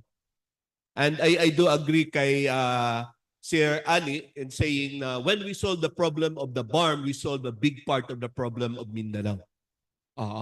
And there is no problem in Mindanao or in the country that we cannot solve if we are able to solve the problem of BARM today. Ganun lang ho yun. Kaya mahalaga tayo, kahit hindi tayo, ako gusto kong manawagan, kahit hindi tayo taga-BARM, malaki yung ating responsibilidad na siguraduhin na mag-succeed yung peace process at yung development work dyan. Dahil that will affect the entire of Mindanao. Kasi akala ng hindi ba kami taga-BARM, wala kaming pakialam. Pag nagkagulo-gulo uli sa BARM, what do you get in Gensan? Backwits are here, the security threats are here, then it will pull down the entire economy of Mindanao. Ganun kahalaga dapat yung pagtingin natin nung BARM na yon na hindi lang sila kundi buong Mindanao ang pinag-uusapan po natin. Salamat. Thank you, Doc Mayong. Allow me to read questions from the online. I have here a question from the University of Southeastern Philippines, Joe Bugarin. Is it true that middle class contributes the biggest to the country's tax collection? Is this class subsidizing those at the lower income brackets? If so, do we need to promote justice to this middle income class, and how? So unfortunately, the BIR doesn't have a breakdown of tax revenue by income bracket of the contributor. That would have been the exact way to answer that question. I do suspect, though, that is, in terms of income tax, I would suspect that is correct. No, of course, there are many other sources of income. There's the value-added tax, so it becomes very murky kung sino pa talaga nagbe-bear ng buong burden na yun, because we have taxes from various sources. But let's take for granted that indeed middle class contributes the bigger share. And in fact, it's the lower income group, especially with that large social protection budget that we have. It's kind of a subsidy on the poor, and it's targeted. It is actually, previous studies of PIDS have shown that it is quite targeted. It does reach the poorest, the food poor, hindi lang yung poor, kundi yung mas mababa pa doon, yung food poor. So it's not perfectly targeted, but it tends to be very well targeted. So indeed, that middle class is contributing a large share of the resources that are being used for social protection. But you know, when we think about it, let's not just think of it as just like a leakage. This is actually an investment, no? So we said, right, stunted. So lifelong, there's a deficit, learning deficit. But if you could avert it, habang maaga pa, na hindi mo na stunt, that's like an investment because you avoid the lifetime of deficit of low education, low cognitive ability, low work skills, and so on. So even though we call social services, economic services, ay yung economic services dun lang tayo mag-grow. I think that's a mistake. Health, education, these are also valid forms of investment if it is properly targeted, and if indeed the people who are better educated and with better health can combine with an economy that produces for them economic opportunities. And I would submit that in recent years, especially with rapid economic growth, even though mataas halimbawa yung underemployment, it's down, it's way down. It's among the lowest. Unemployment as well, it's among the lowest in the history that we kept unemployment data. So I submit that that is happening quite slowly. So despite the frustration we all feel, there's a vicious cycle, a spiral, there's a trap we can hardly escape. Let me assure you, from a longer term perspective, we are in the process of escaping it. Thank you, Doc Briones. Now, may we hear comments from our discussants online? Attorney Simon or Director Ali? Yes, I also would like to answer the question that is being asked previously by one of the students who attended the meeting. I agree to you that there seems to be a spiraling, what do you call this? Spiraling issues that needs to be addressed.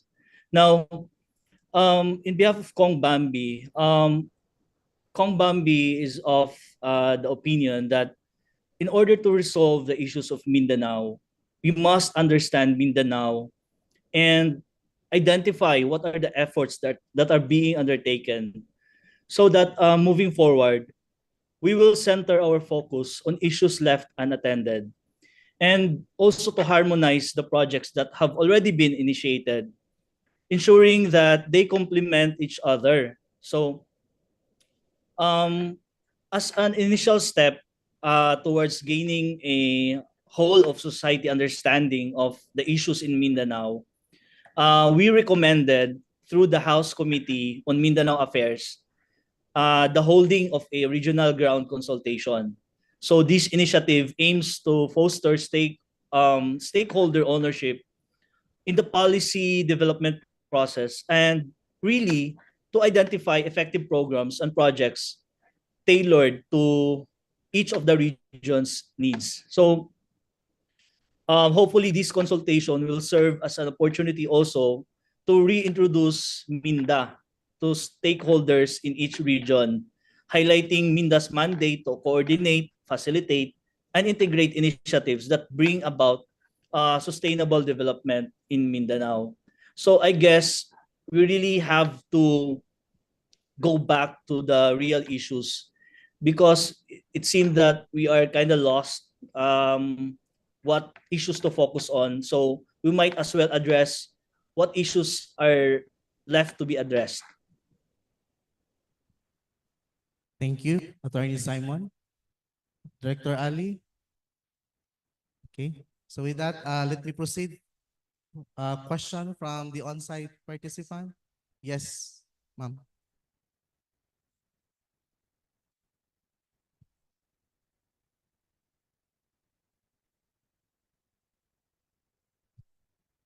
Hello po. Thank you so much for our excellent plenary speakers, but my question would be directed to Attorney Simon. Thank you for your sharp discussion a while ago. My question is, for the 11th year already in Asia, we have been the deadliest when it comes to green activists. But I'm not a green activist, I'm a research activist. But I do believe that everyone should be a green activist because that's where our resources come in.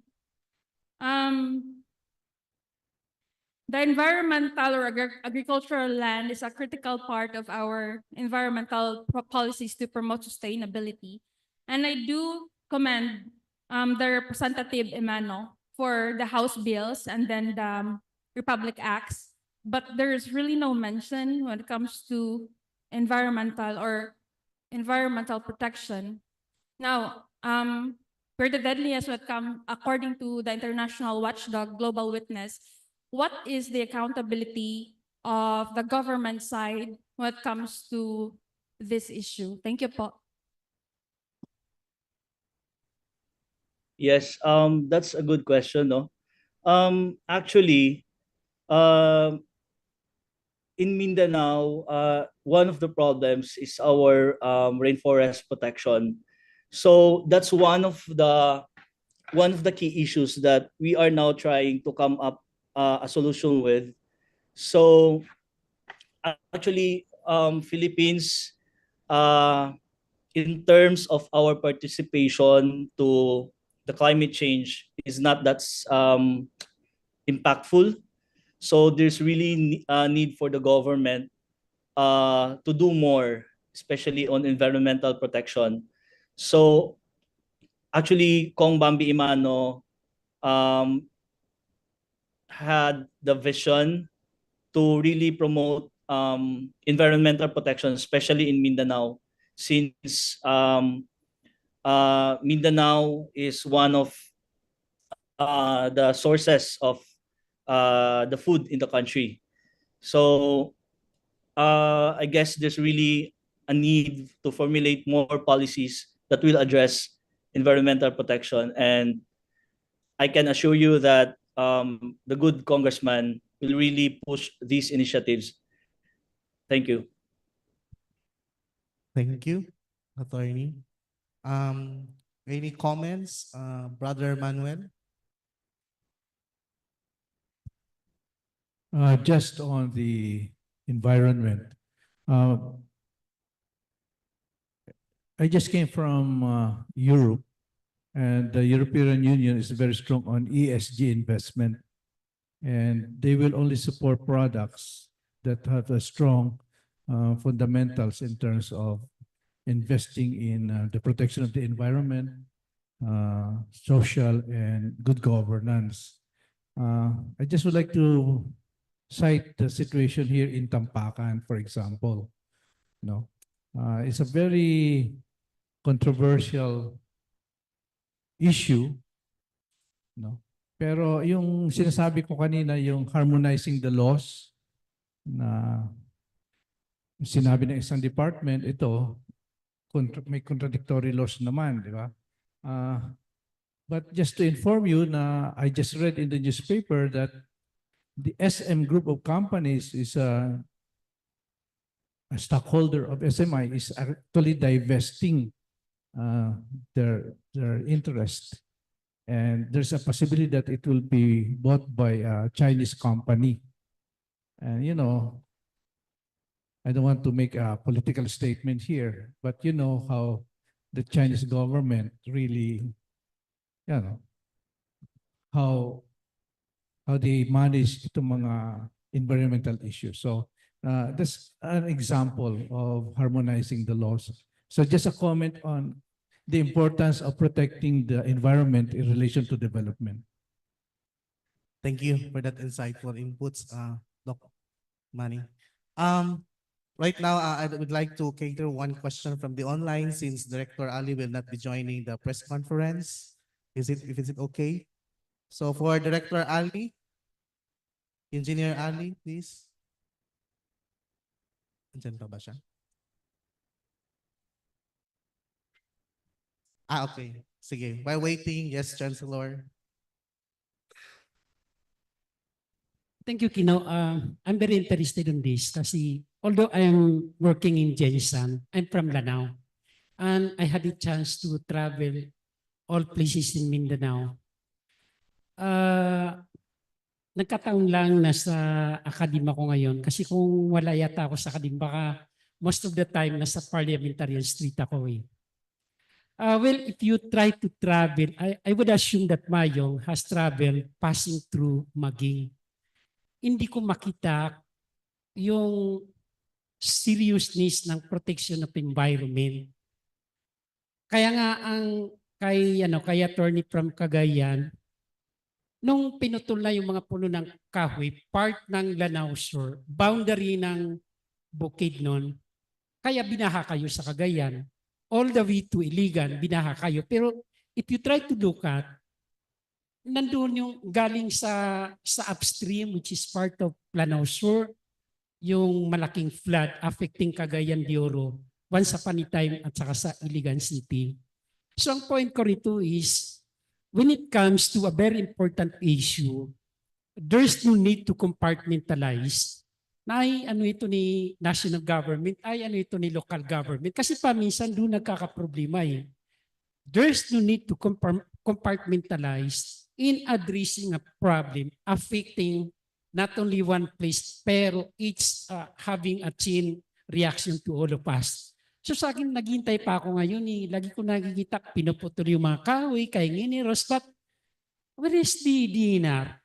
Where is the dinar? Where are these government institutions trying to stop itong ganitong pangyayari?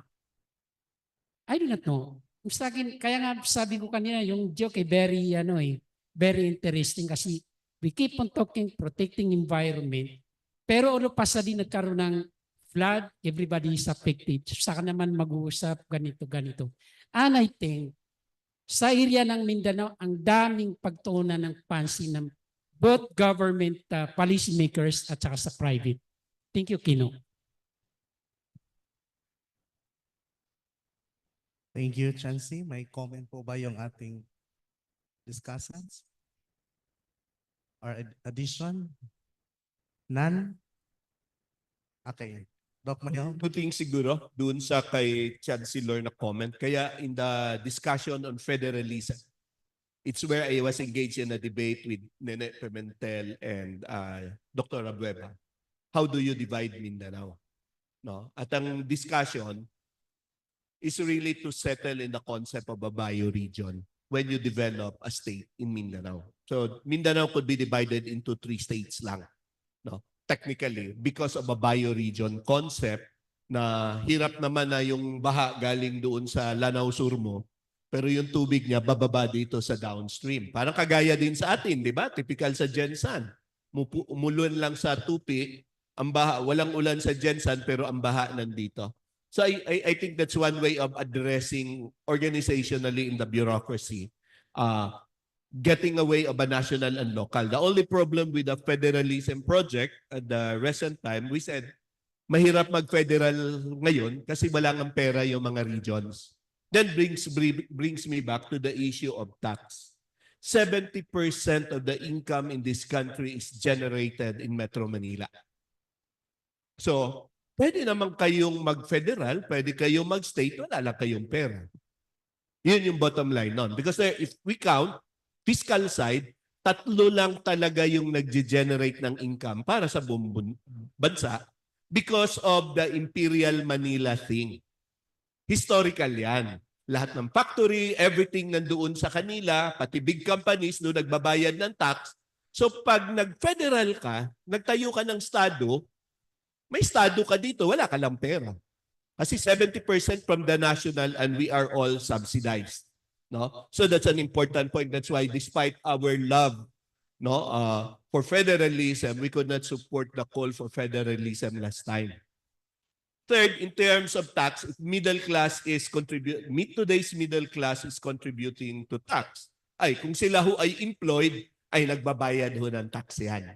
Ang problema, malaking bahagi ng middle class natin ay nasa informal economy, income-wise. Tapos, kung sila ay doon sa lower middle class, ang income ay 20,000, hindi ho nagbabayad ng tax yan kasi tax exempt po yan. 250K ang tax exemption natin. So, roughly 20,000 a month. Yan yung marami tayo eh. 'Di ba? Dr. Biones, yung lower middle income natin. Kasi, remember, the bracket out of the poverty line was only 12,000. 'Di ba? So, hindi nakaka-contribute sa tax yan. No? But lastly, kagaya ay gusto ko lang susugan yung sinabi ni Dr. Briones. At the end of the day, this is also an issue of solidarity. People did not choose to be poor. Remember that. No? As our presentation have shown in Mindanao, they were product of colonial and post-colonial government policies. And this is a time call for solidarity of people. Kasi at the end of the day, pag hindi natin nasolve itong problema to, wala itong kinikilala po. Ang gera ay walang kinikilalang class. Mayaman, mahirap, bakwit lahat yan pag may putukan. And it's where we do solidarity. Kaya I do agree kay Doc Briones when he was saying, this is an investment to the future. No, we invest to the future to avert any unpeaceful conditions that will affect us. At yan yung sabi ko na doon ho ako nanggagaling, yung usapin ng pandama.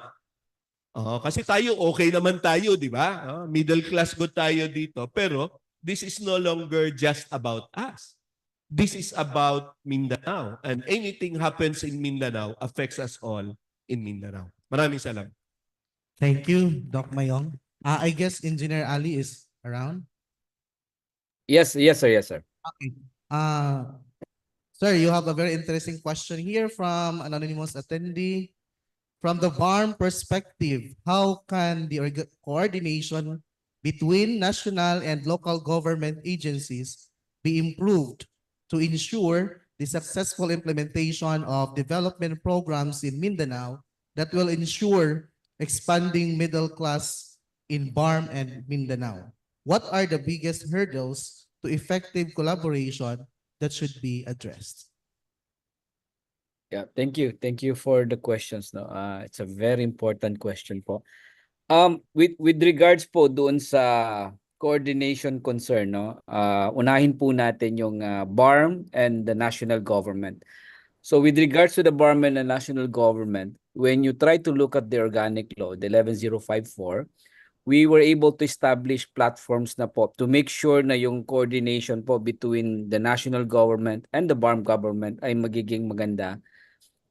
Kasama na po rito yung IGRB na yan po yung at the high level, no, kasi ang highest level po ay nasa presidente, but at the high level wherein cabinet secretaries and the BARM ministries ay nagmi-meeting po once every quarter, no, and we were able to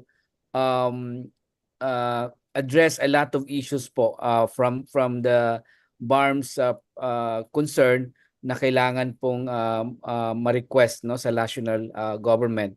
In fact, ang pinaka-latest po rito ay yung kung saan when we requested po from the national government na magkaroon po kami ng office ng PRC dito sa Cotabato, outrightly sa ngayon po merong PRC office na po kami, and this is very also important to us. And aside from the IGRB, meron po kaming mga sub-IGRB platforms, no, on three concerns. For instance, on infrastructure, meron po tayong IGRB for infrastructure, for finance, and even for the energy, no. That would include, no, yung Intergovernmental Energy Board natin, Intergovernmental Fiscal Policy Board, at saka yung sa infrastructure. So these platforms are also very, very vital for in terms of how we engage national government, no, on those concerns, no. And kasama na rin po dito yung platforms patungkol naman po sa Bangsamoro Waters and the Zones of Joint Cooperation. So we do have a lot of platforms, so just to make sure yung coordination po ng BARM with regards to the national government ay magiging maayos. On the aspect naman po of BARM and his relationship to its local government units, we have also platforms po within the organic law, no? Kasama na po dyan yung BEDC, yung Bangsamoro Economic and Development Council, where members po ang governors natin and the city mayors. And in line with this council, we were able to establish po another sets of platforms just to make sure po na yung stakeholders po natin ay ma-engage po natin, dahil unang-una, tulad nung tinanong sa atin, yung coordination nga po talagang napaka-importante po, no. So we started from 5 sectoral committees and 3 special committees. Sa ngayon, in terms of special committees, umabot na po ng 7, dahil yung 3 po dyan ay in-establish natin para ma-engage natin unang-una yung private sector. We have a special committee for private sector that includes business, academe, no, CSOs. And yung platform na rin po natin on the planners, no, where the PPDCs and MPDCs and even planning officers po ng bureaucracy natin ay ma-engage po natin to make sure na yung development plan and other related concerns patungkol sa planning ay kasama po natin ang local government units. And then lastly po na in-establish natin to make sure na makuha ho natin yung universe of development within BARM, ay gumawa rin po tayo ng special committee for the development partners, no. Yun yung tinatawag naming BIDAC o Bangsamoro International Development Assistance Committee. So itong mga platforms na ito, very, very vital to address coordination po with regards to those sectors, no, from the private, the local government units, and the development partners. So ito ho ang ginagawa natin sa BARM sa ngayon, to make sure na everything is properly engaged, kasi alam naman po natin when it comes to development, at the end of the day, it's our constituency ang nakikinabang po dito. Kasama po natin yung mga development partners natin. So, yun po yung sa aspect po nung tanong with regards to the coordination, no, on the various sectors. And then lastly, on the issue of the biggest hurdles, no, effective collaboration.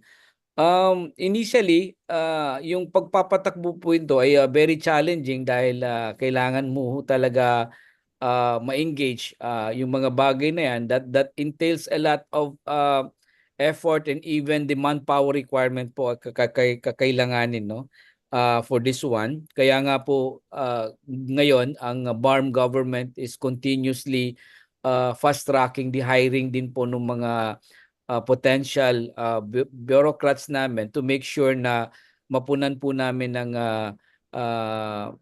solusyon yung mga institutions and offices namin na makapag-hire na sila ng necessary employee para lalo pa nilang mapalakas yung operation po ng bawat opisina nila. Kasama na po yung opisina ko sa bagay na yun. Dahil the moment na you would provide innovations like establishing platforms, the more that you would require a lot of people to in the bureaucracy to cater at siguro mo na maging maayos po yung pagpapatakbo po ng mga platforms na yon to address the coordination. And ganun din po sa local government units namin dahil ngayon ongoing yung mga ginagawa naming effort to inventory, no, yung mga municipalities natin na initially may 124 municipalities kami sa ngayon, although unfortunately mababawasan na yan dahil sa Supreme Court decision on Sulu.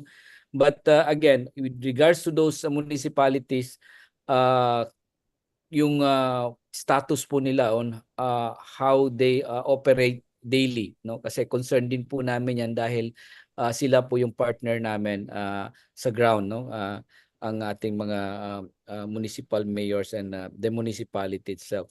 So yun yung isa sa mga biggest hurdles namin dahil pag medyo may challenge on those government institutions kasama na pong barangay, then expected na yung i-extend mong programs or project ay maapektuhan din sa mga areas na yun. So yun po ang mga bagay na meron po kami sa ngayon sa BARM with regards doon po sa concern natin on coordination po. Thank you. There you go. Thank you, Director Ali, for a crystal clear answer. And to an end, your questions for the online on-site participants, you can raise your questions during our press conference this afternoon. Yeah, so probably I'd like to request a quick closing statement or manifestation to start with our plenary speakers, then followed by our discussants. Doc? Yes, I'd like to thank the organizers for the invitation and to be able to share my thoughts and to be able to interact with our friends here. I'm sure there's a lot more to do to improve our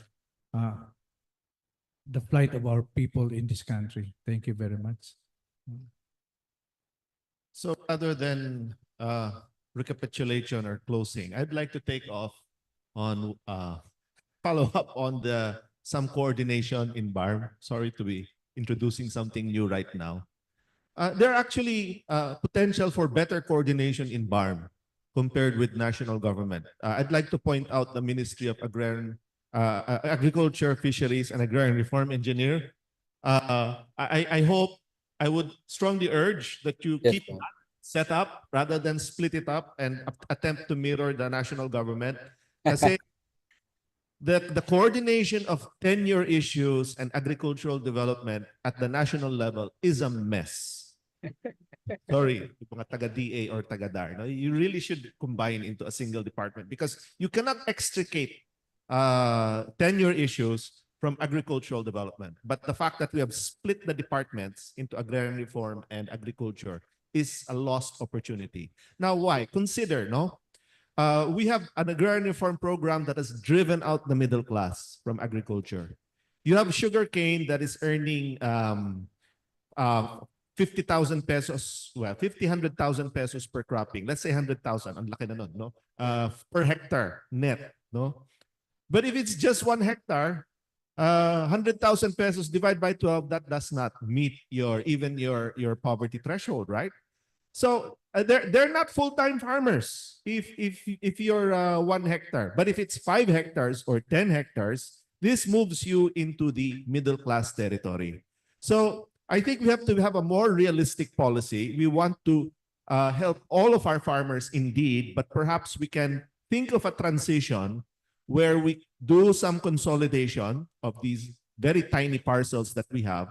And then the farmers can also, if you look at the long-term statistics, I compared labor market outcomes 2007-2017 in a previous PIDS study. The educational attainment of services and industry workers tended to rise over time, but the agriculture tended to stay stagnant. Bakit ganun? over time from 2007 to 2017. Simple. Those who got better educated moved out of agriculture. And they're forced to move out because they're only farming half hectare, 1 hectare.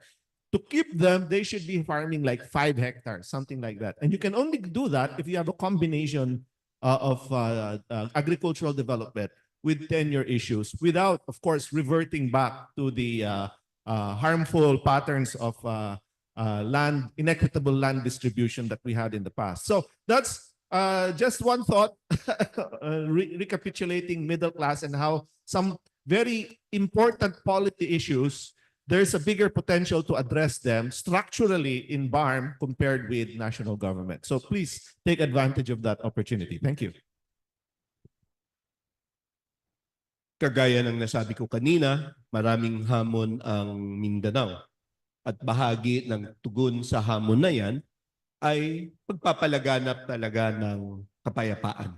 Dahil ang kapayapaan ay ang pundasyon para sa pagbubuo ng middle class society sa Mindanao. Kaya sa Mindanao State University in general and MSU Jensen in particular, headed by Chancellor Aragasi, persistent po kami doon sa aming usapin ng peace education. We do peace education not just to do education. We do peace education to build a culture of peace. No? This education is not an end in itself, but building a culture of peace and to get out of that culture of poverty and poverty of culture and to take out violence as an option for many people when they are in trouble. You know? Kasi yun na yung nakasanayan, naging kultura na. Pag may away tayo, bunot ako ng baril. No? And that does not help building a middle class society in Mindanao. And second, sa pagbubuo niyan, lalo na marami mga researchers natin na nandito, no? Mahalaga ho talaga ang papel natin sa pangangalap ng datos sa baba. Dahil kung merong isang stunted din sa Mindanao, stunted ang data sa Mindanao. Coming from local government units and different communities, because we cannot build a responsive policy kung wala tayong malilinis at mga updated na mga data po. Maraming salamat po at amin ang karangalan na maging bahagi sa araw ninyo. Attorney Simon?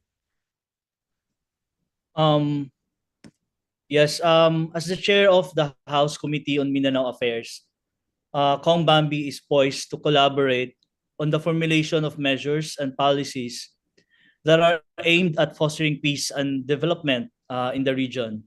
We thank the MINDA, the PIDS, and MSU Jensen, and all the stakeholders of this forum, since we have identified some key issues that will aid us in crafting effective policies, programs, and initiatives to overcome the challenges that are hindering Mindanao's progress. So let us seize this moment to renew our collective resolve to strengthen our partnerships and to march forward with courage and determination towards a resilient Mindanao. Thank you. Engineer Ali, please.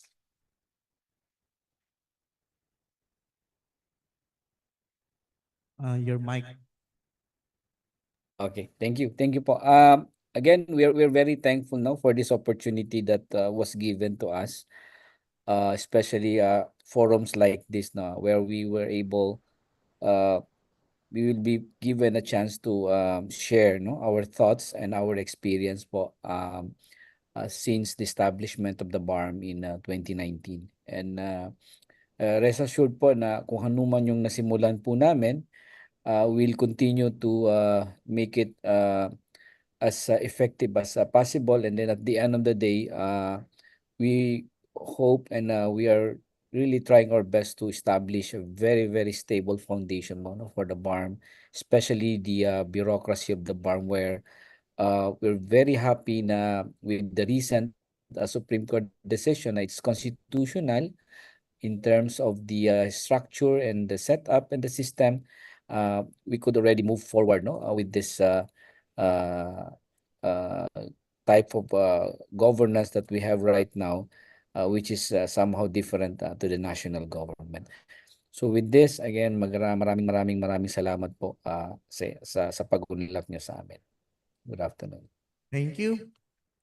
Yeah, so one quick statement before I close the open forum. Let me share to you the statement of Secretary Balisacan, our NEDA Secretary, where he mentioned, and I quote, to achieve our long-term vision of a predominantly middle-class society, we must have a just transition supported by a strong and inclusive governance. We must prioritize the development of our people, align workforce skills with the industry needs, and strengthen social protection systems to ensure that no one is left behind.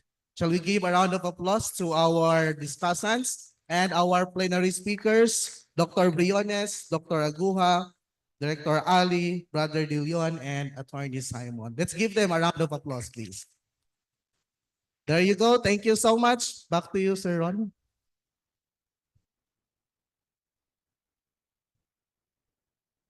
Okay, thank you so much, Doc Keno. Opo. We ask our panelists to stay muna on stage for a brief photo op. Yep. Okay. We would also like to take this opportunity to recognize our other VIPs. We have Director Jerry Tizon, the Regional Director for TESDA 12, sir.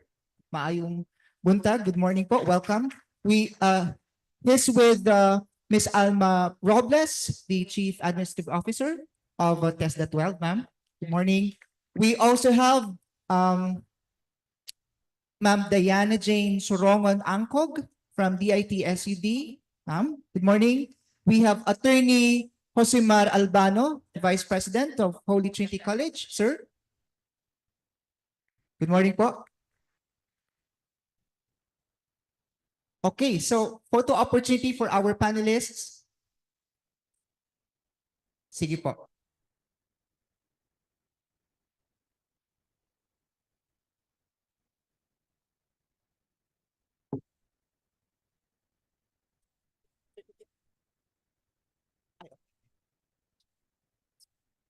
We would like to ask the Secretariat for the certificate. We would like to award the certificate of appreciation and token of appreciation for our panelists, our speakers and discussants. May I call on Director Joey Resamilia, MINDA representative, Dr. Sunny Domingo, sir, PIDS representative, and of course our Chancellor Usman B. Aragasi, sir. These are token of appreciation for our presenters, our discussants, our speakers for this 10th Mindanao Policy Research Forum. Thank you so much for the insights.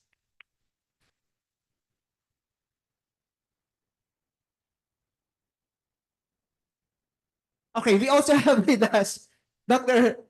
Andy Villa. Sir, please join our speakers on stage.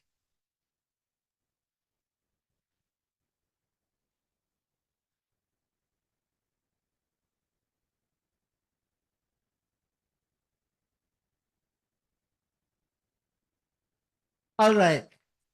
Maraming salamat. At napakaganda, napaka-fruitful. I believe this discussion this morning, the open forum really is a very fruitful discussion, successful discussion. There are a lot of inputs, a lot of insights, perspectives coming from our panelists, even from our participants and stakeholders dito sa Mindanao. So, a lot of solutions, I believe, Ma'am Esther, now were presented, right? And we hope that these solutions, potential solutions to the Mindanao problem across all sectors in Mindanao, we will be able to, realize them in the coming days, in the coming years. Okay. Again, towards a better Mindanao. Okay. So at this point in time, we would like to thank everyone for your active participation. The active participation during the open forum. And to formally close today's forum, it is my honor to introduce the President of the Philippine Institute for Development Studies, Dr. Aniceto Orbeta Jr. Dr. Orbeta is the current President of PIDS. He has served as served at PIDS for nearly 3 decades, primarily leading the education and labor policy research team, which has contributed to reforms like the Pantawid Pamilyang Pilipino Program, Sustainable Livelihood Program, and the Free Tuition Law. Dr. Urbeta holds a PhD in economics from the University of the Philippines and completed postdoctoral studies at Harvard University. He is a pioneer in impact evaluation research with extensive experience designing and conducting evaluations for sectors including education, social protection, and agriculture. Beyond PIDS, Dr. Urbeta has worked with numerous international organizations such as the Asian Development Bank and the World Bank. He specializes in applied economic modeling, demographic economics, and social sector issues, and is highly regarded for his expertise in policy impact assessment across various fields. Ladies and gentlemen, let's welcome Dr. Urbeta in his message.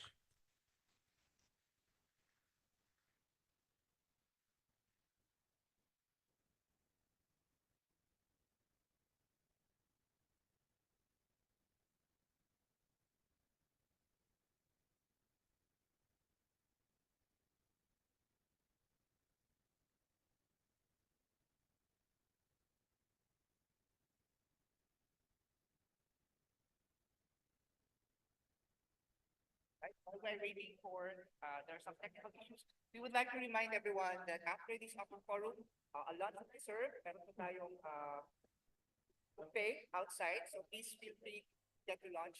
And kindly be reminded of the feedback forms as well. Kindly submit them for our on-site. Meron po tayong feedback forms available sa secretariat table. For our Zoom link, Zoom participants,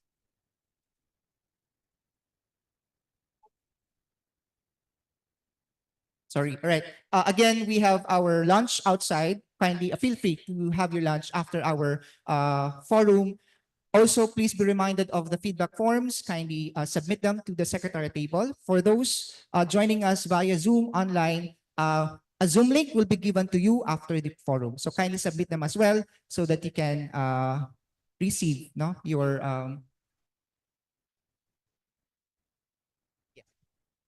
you can receive your certificates and all other documents related pertaining to this forum. And yes, after the launch, we'll be having a press conference po. So if you want to stay and join sa press conference, you may do so. So dito rin po sa ating hall, Pandan Hall, ang press conference at 1 p.m. Okay. Yes. All right. So let's welcome Dr. Urbeta for his video message. Good morning, distinguished partners, guests, and friends from General Santos City and those watching us live online. This morning gave us a wealth of insight and hope for Mindanao's future. I would first like to congratulate everyone for the successful conduct of the 10th Mindanao Policy Research Forum, or MPRF. It is an honor to address you today as we conclude both the month-long celebration of the 22nd Development Policy Research Month and the 10th MPRF. I also thank our organizing partners in the Mindanao Development Authority and the Mindanao State University General Santos.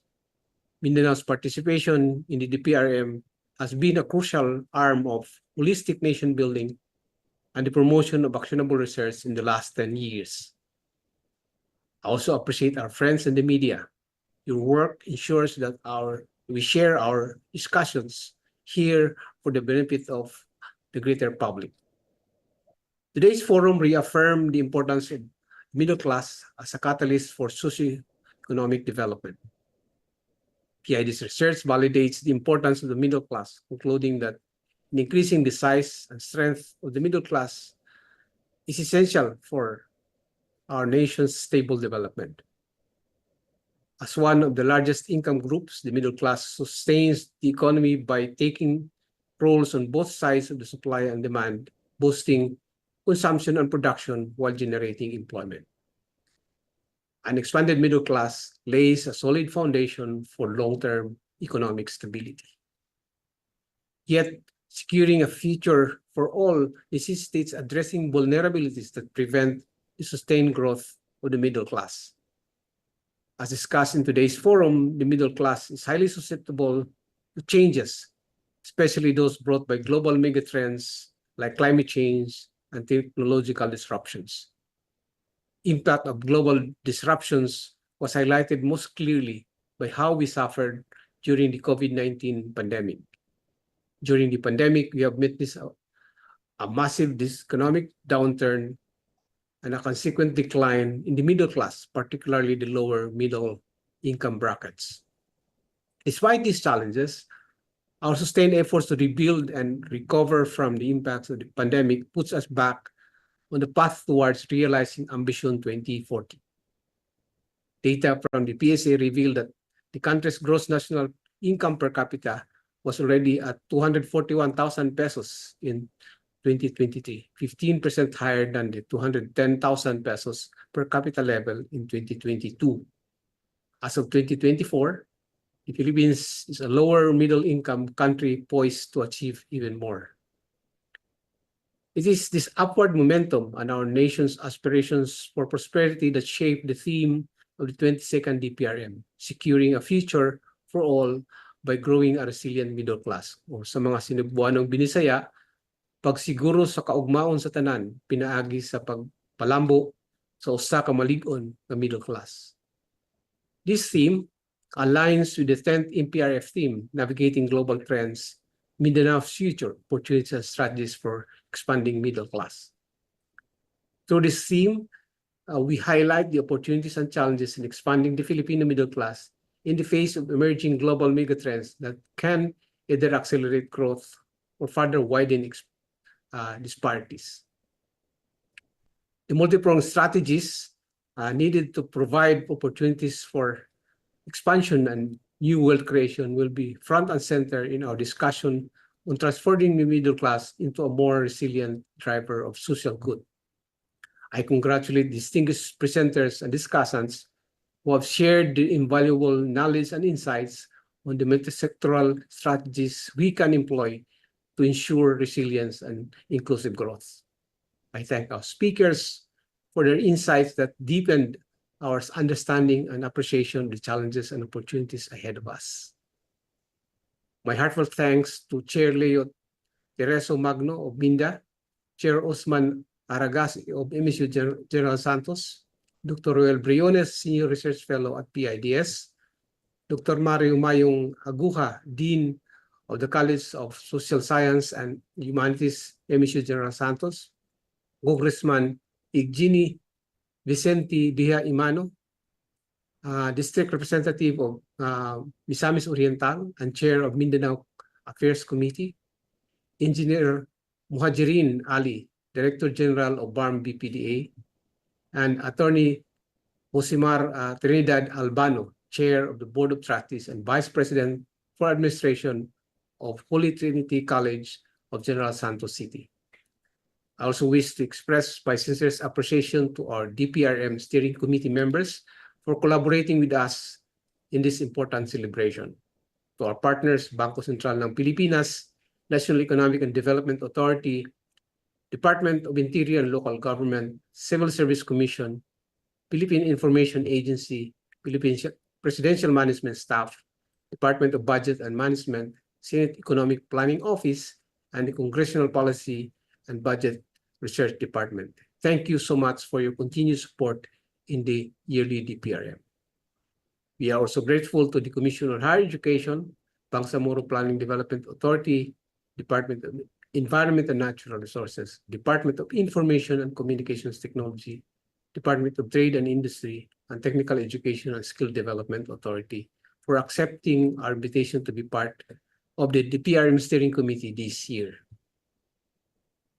Governance plays the most crucial role in ensuring that Mindanaoans surmount the challenges of adaptation to enjoy the opportunities brought by these megatrends.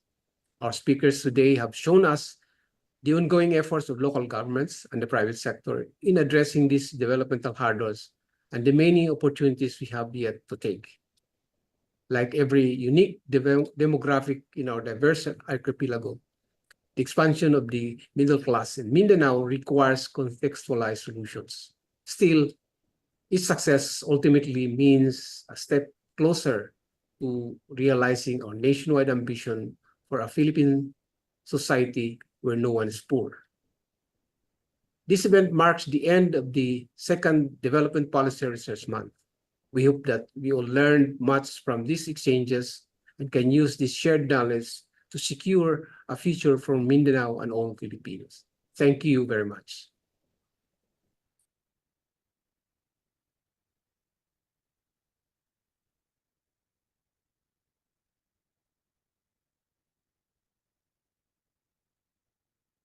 Maraming salamat po. The President of PIDS, Dr.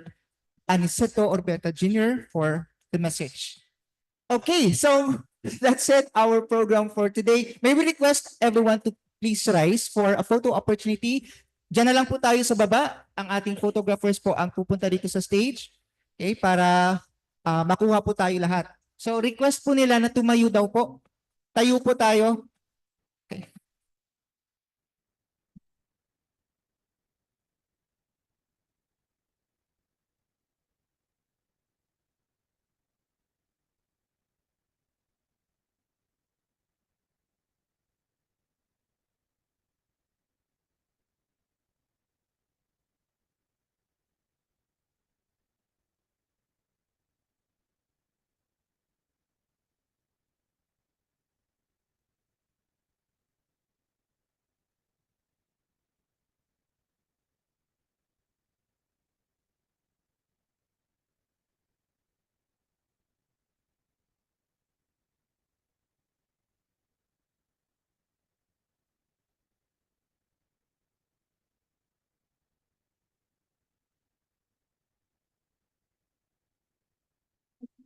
Salamat.